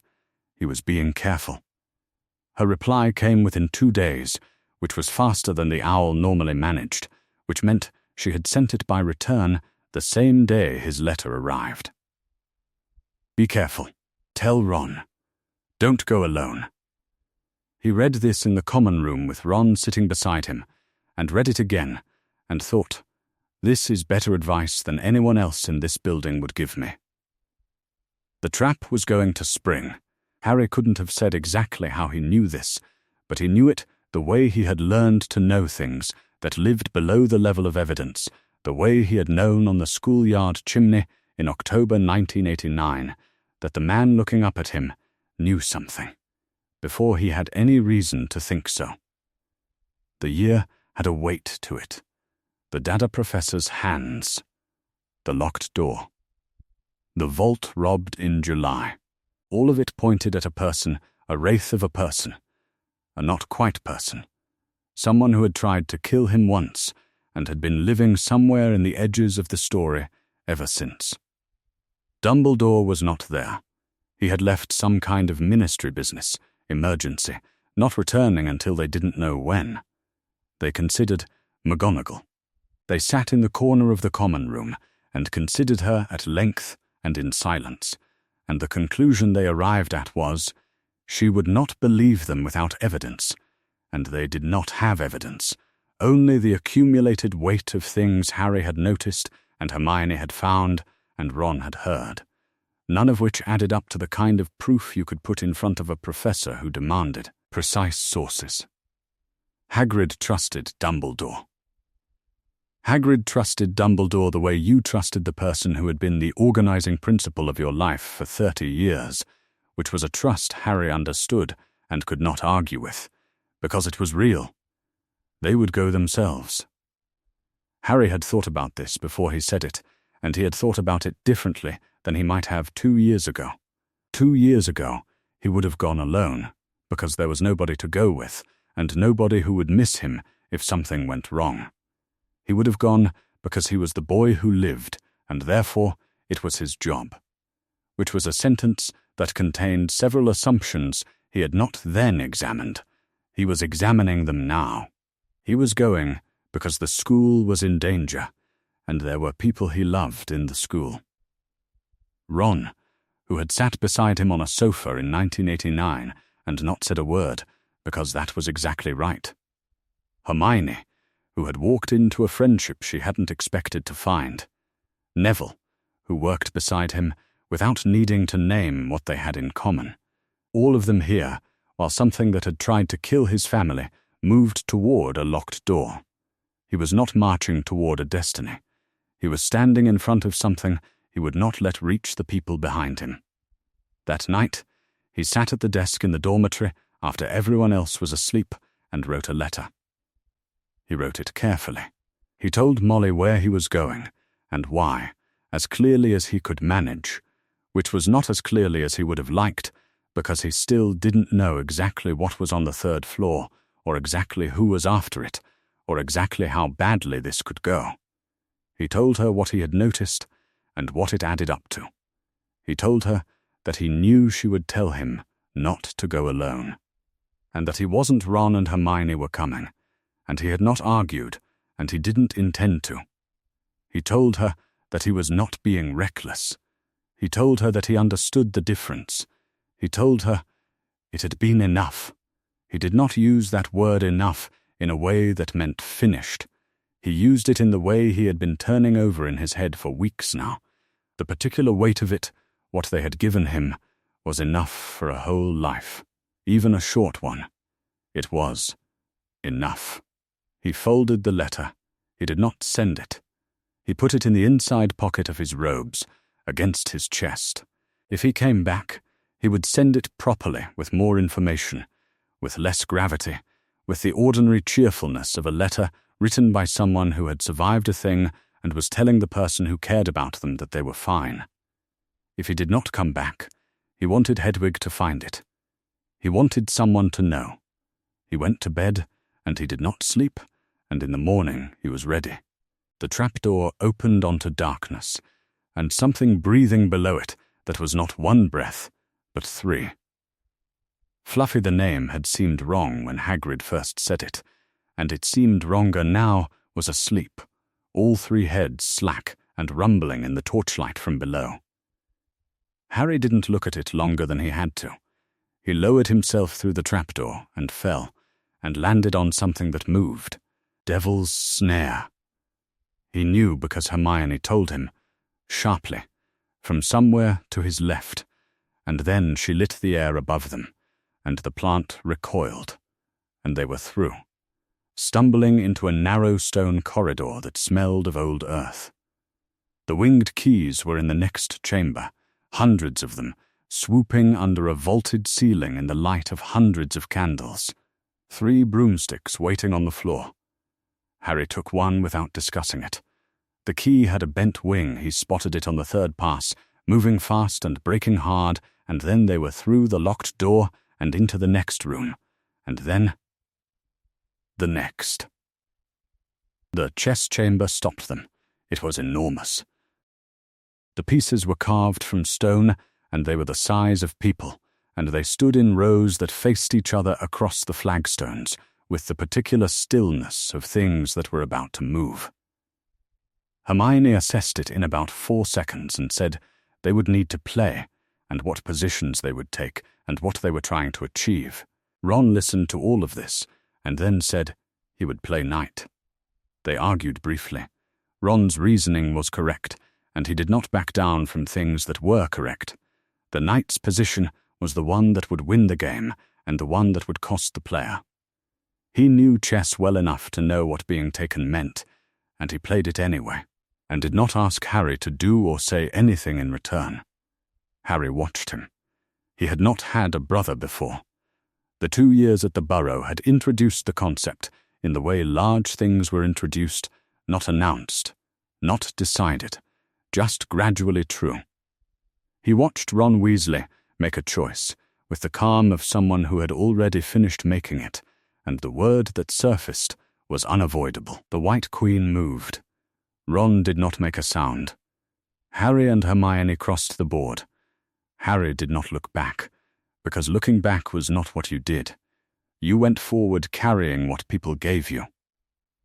The troll in the next chamber was already down. Snape's puzzle was 7 bottles in a row, and Hermione solved it in 6 minutes, while Harry held the torch. She read the logic. She read it again. She picked up the smallest bottle on the right end and handed Harry the round bottle, second from the left. She said, "The small one gets you forward. The round one gets you back." She said it the way she said things she had worked out correctly without excess, just the fact. Harry looked at her. "Go," she said. "I'm going back for Ron." She didn't say it like a question, and she didn't say it like a sacrifice. She said it like a thing that was obviously true, and had been true since the board. Harry drank the round bottle's contents cold as ice and burning like fire, and walked through the black flame alone. The last chamber was lit by a single enormous object. A mirror. It was as tall as the ceiling, framed in ornate gold, with an inscription running around the frame in backwards letters. He stood in front of it and looked. He saw himself.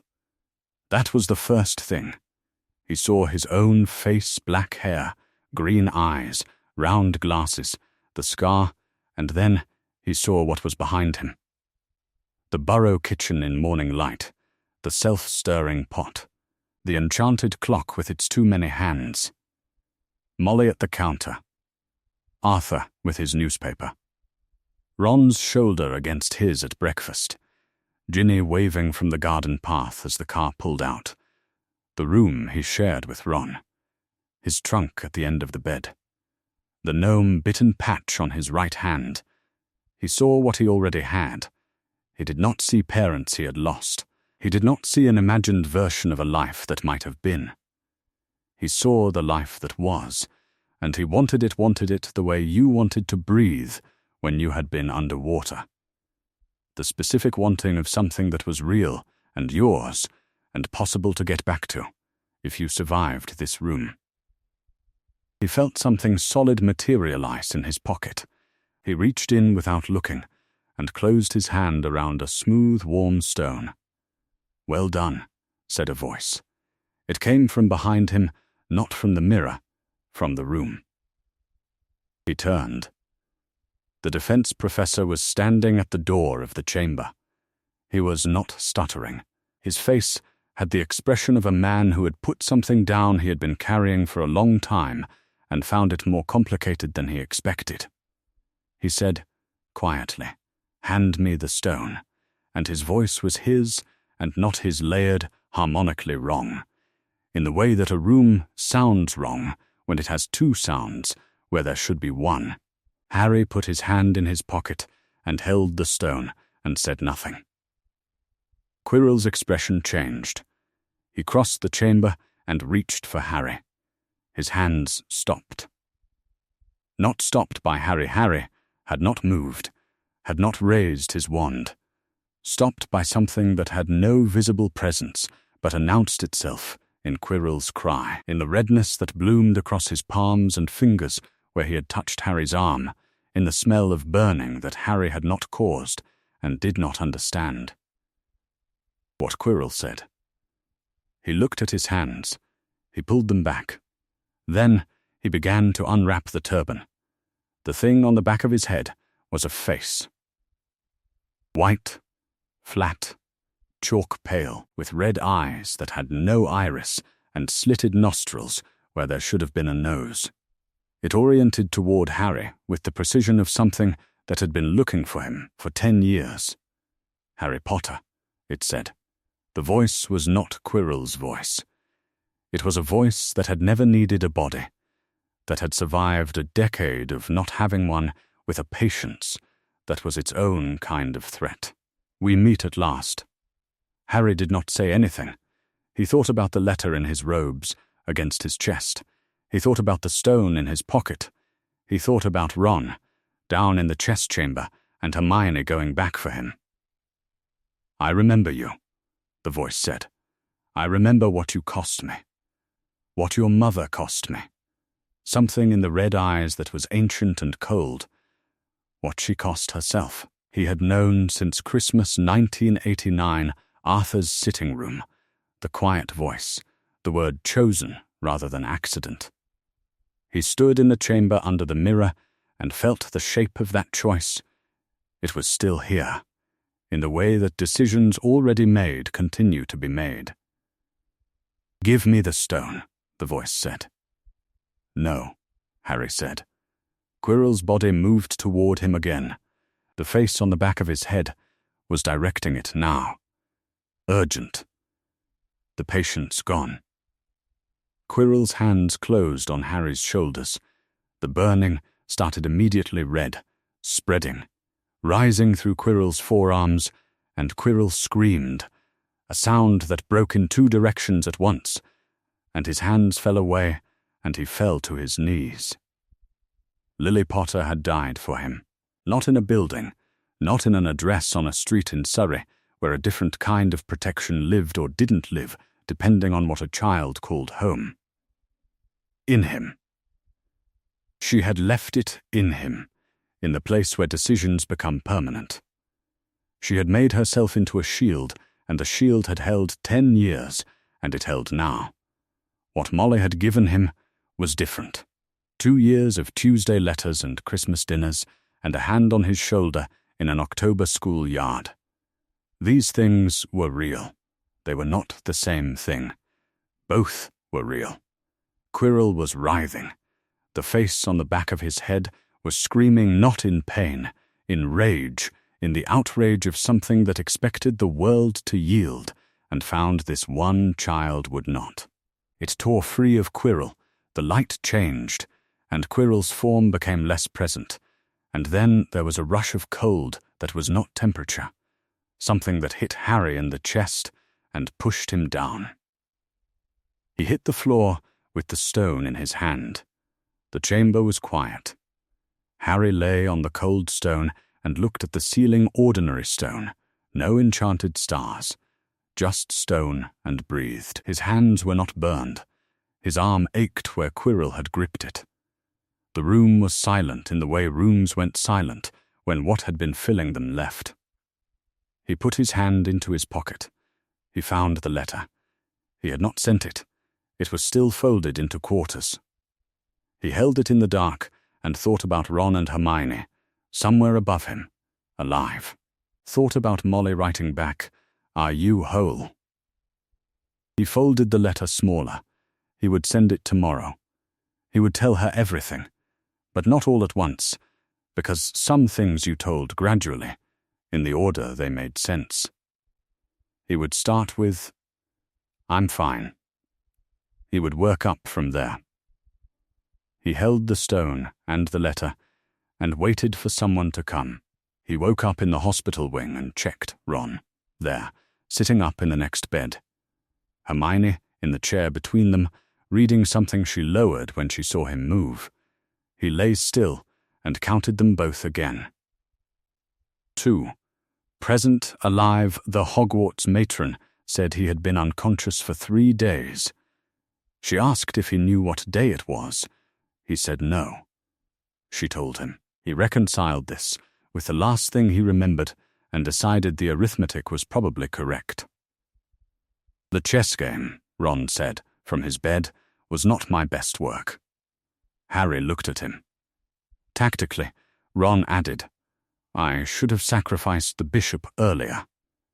Harry was so glad to hear Ron Weasley say something immediately and entirely wrong about a chess game that he could not speak for a moment. He looked at the ceiling and worked through the moment, and then looked back at Ron and said, "Probably, definitely," Ron said.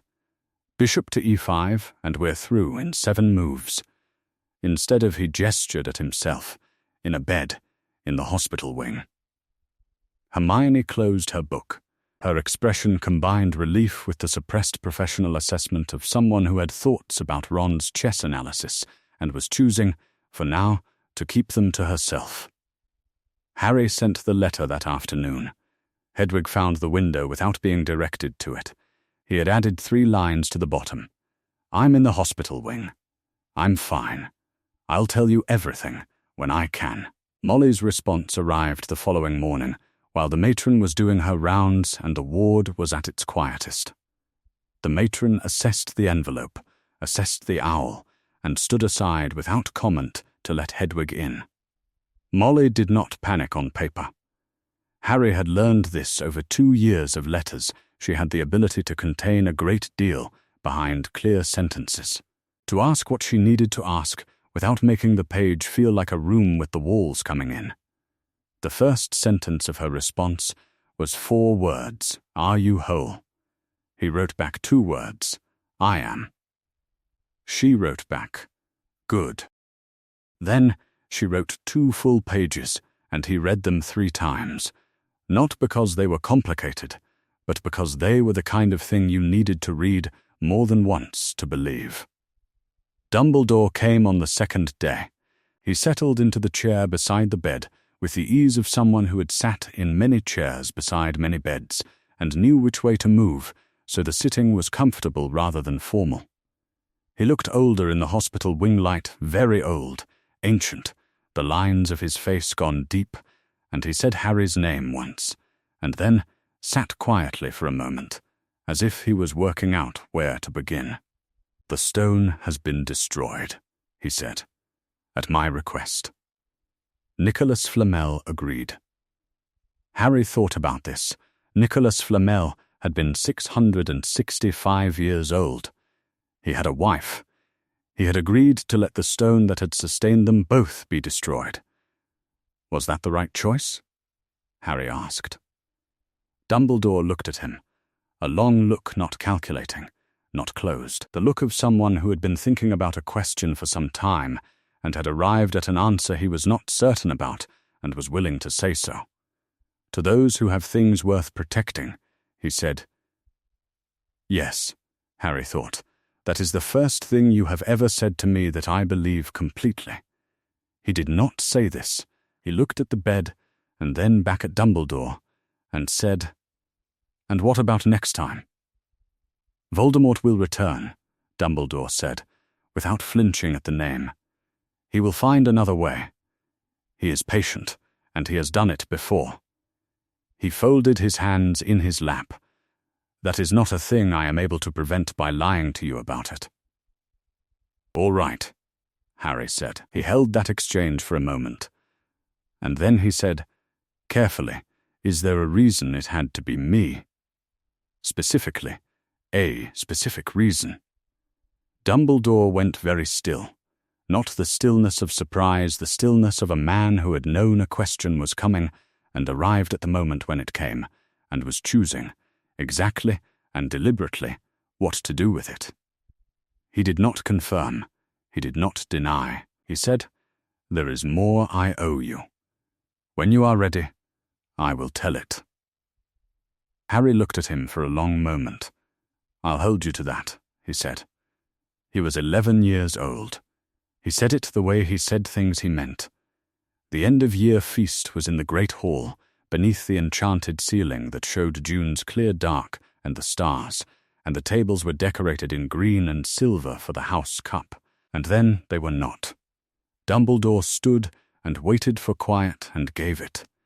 Then he awarded points to Ron, to Hermione, to Harry, and last, after a pause that made the room very still, to Neville Longbottom, for a kind of bravery that did not look like bravery, until you understood what it had cost. The Slytherin table's green decorations shifted, then changed, and the great hall went Gryffindor red and gold for the first time in 6 years, and the noise was substantial. Fred and George found Harry and Ron approximately 4 seconds after the announcement. This was geographically impressive, given that they had been at the other end of the Gryffindor table. 60 points, George said to Harry. "In one evening," Fred said. "We've spent 3 years, George said. 3 years. And you walk in and in one evening I lost points twice in one term," Harry said. They both looked at him with identical expressions of profound respect. Percy appeared behind them. He was wearing the expression of a person who had decided, somewhere between the announcement and this corridor, that effusiveness was not appropriate for a fifth-year prefect, and was now performing this decision with the particular stiffness of someone whose actual feelings were considerably more effusive than the performance. He shook Harry's hand. He shook Ron's hand. He said well done to both of them, and clearly meant it. "Percy," Ron said. "Don't," Percy said. Ron said nothing further. Harry made no remark. This was the right call. On the train home, Harry sat in the compartment with Ron and Hermione and watched the hills change, and none of them talked about what had happened under the trapdoor. They had agreed this without agreeing it. Some things settled themselves in silence, and the 3 of them had gotten good at silence over a year. They talked about the summer. Ron had theories about the garden gnomes in his absence, which previous summers had informed. Hermione was going to France and had already identified the libraries. Harry said he wanted to learn to fly properly, not just seeker flying, but flying for its own sake. They talked about next year, second-year classes, things that required a future to exist, and in the talking, claimed one. The train pulled into King's Cross at 5 in the afternoon, and they passed through the barrier from platform 9 3/4 to the Muggle side in the middle of the Weasley family, which was the correct place for a barrier crossing in the middle, not at the edge. Molly was on the platform before the train had finished stopping. She hugged Ron. Then she turned to Harry, and it was not calculated, it was simply who she reached for next, without deliberation, because he was the one she had been most afraid for, and she had never in her life seen the point of hiding things that were true. She held on for a moment that was the right length, and Harry stood in it and let it be the right length. Arthur's hand came down briefly on his shoulder there, and gone, the same as always, just checking. Ginny was at the edge of all of this, with her arms folded, watching. When Harry looked at her, she looked back with an expression that was complicated in the way her expressions usually were, and then she said, "You're in one piece," in a tone that made it sound like an accusation. "More or less," Harry said. She appeared to accept this. They moved through the station as a unit, the way they always moved, Fred and George arguing about something, Ron arguing with them, Ginny telling all three of them they were wrong, Arthur watching all of this with the serenity of a man who had been watching it for many years and found it, still, entirely satisfying. Molly walked beside Harry. She said, "How was it?" He said hard. She said yes, a pause. "You did it though." He said, "We did." She said yes. They passed through the station doors into the afternoon, and there was no car to Privet Drive. There were no Dursleys on the pavement. There was a large, slightly disreputable estate car with a garden gnome somehow still wedged behind the back wheel, which Arthur was now addressing. Someone, Ron, from ahead of him called back, "Harry, are you looking forward to the summer?" He thought about the garden at the Burrow in the long afternoon light. He thought about the ghoul, and the chickens, and the creaking step on the 3rd stair. He thought about Molly's kitchen at 6 in the morning. He thought about the gnomes. He said yes. He meant it entirely.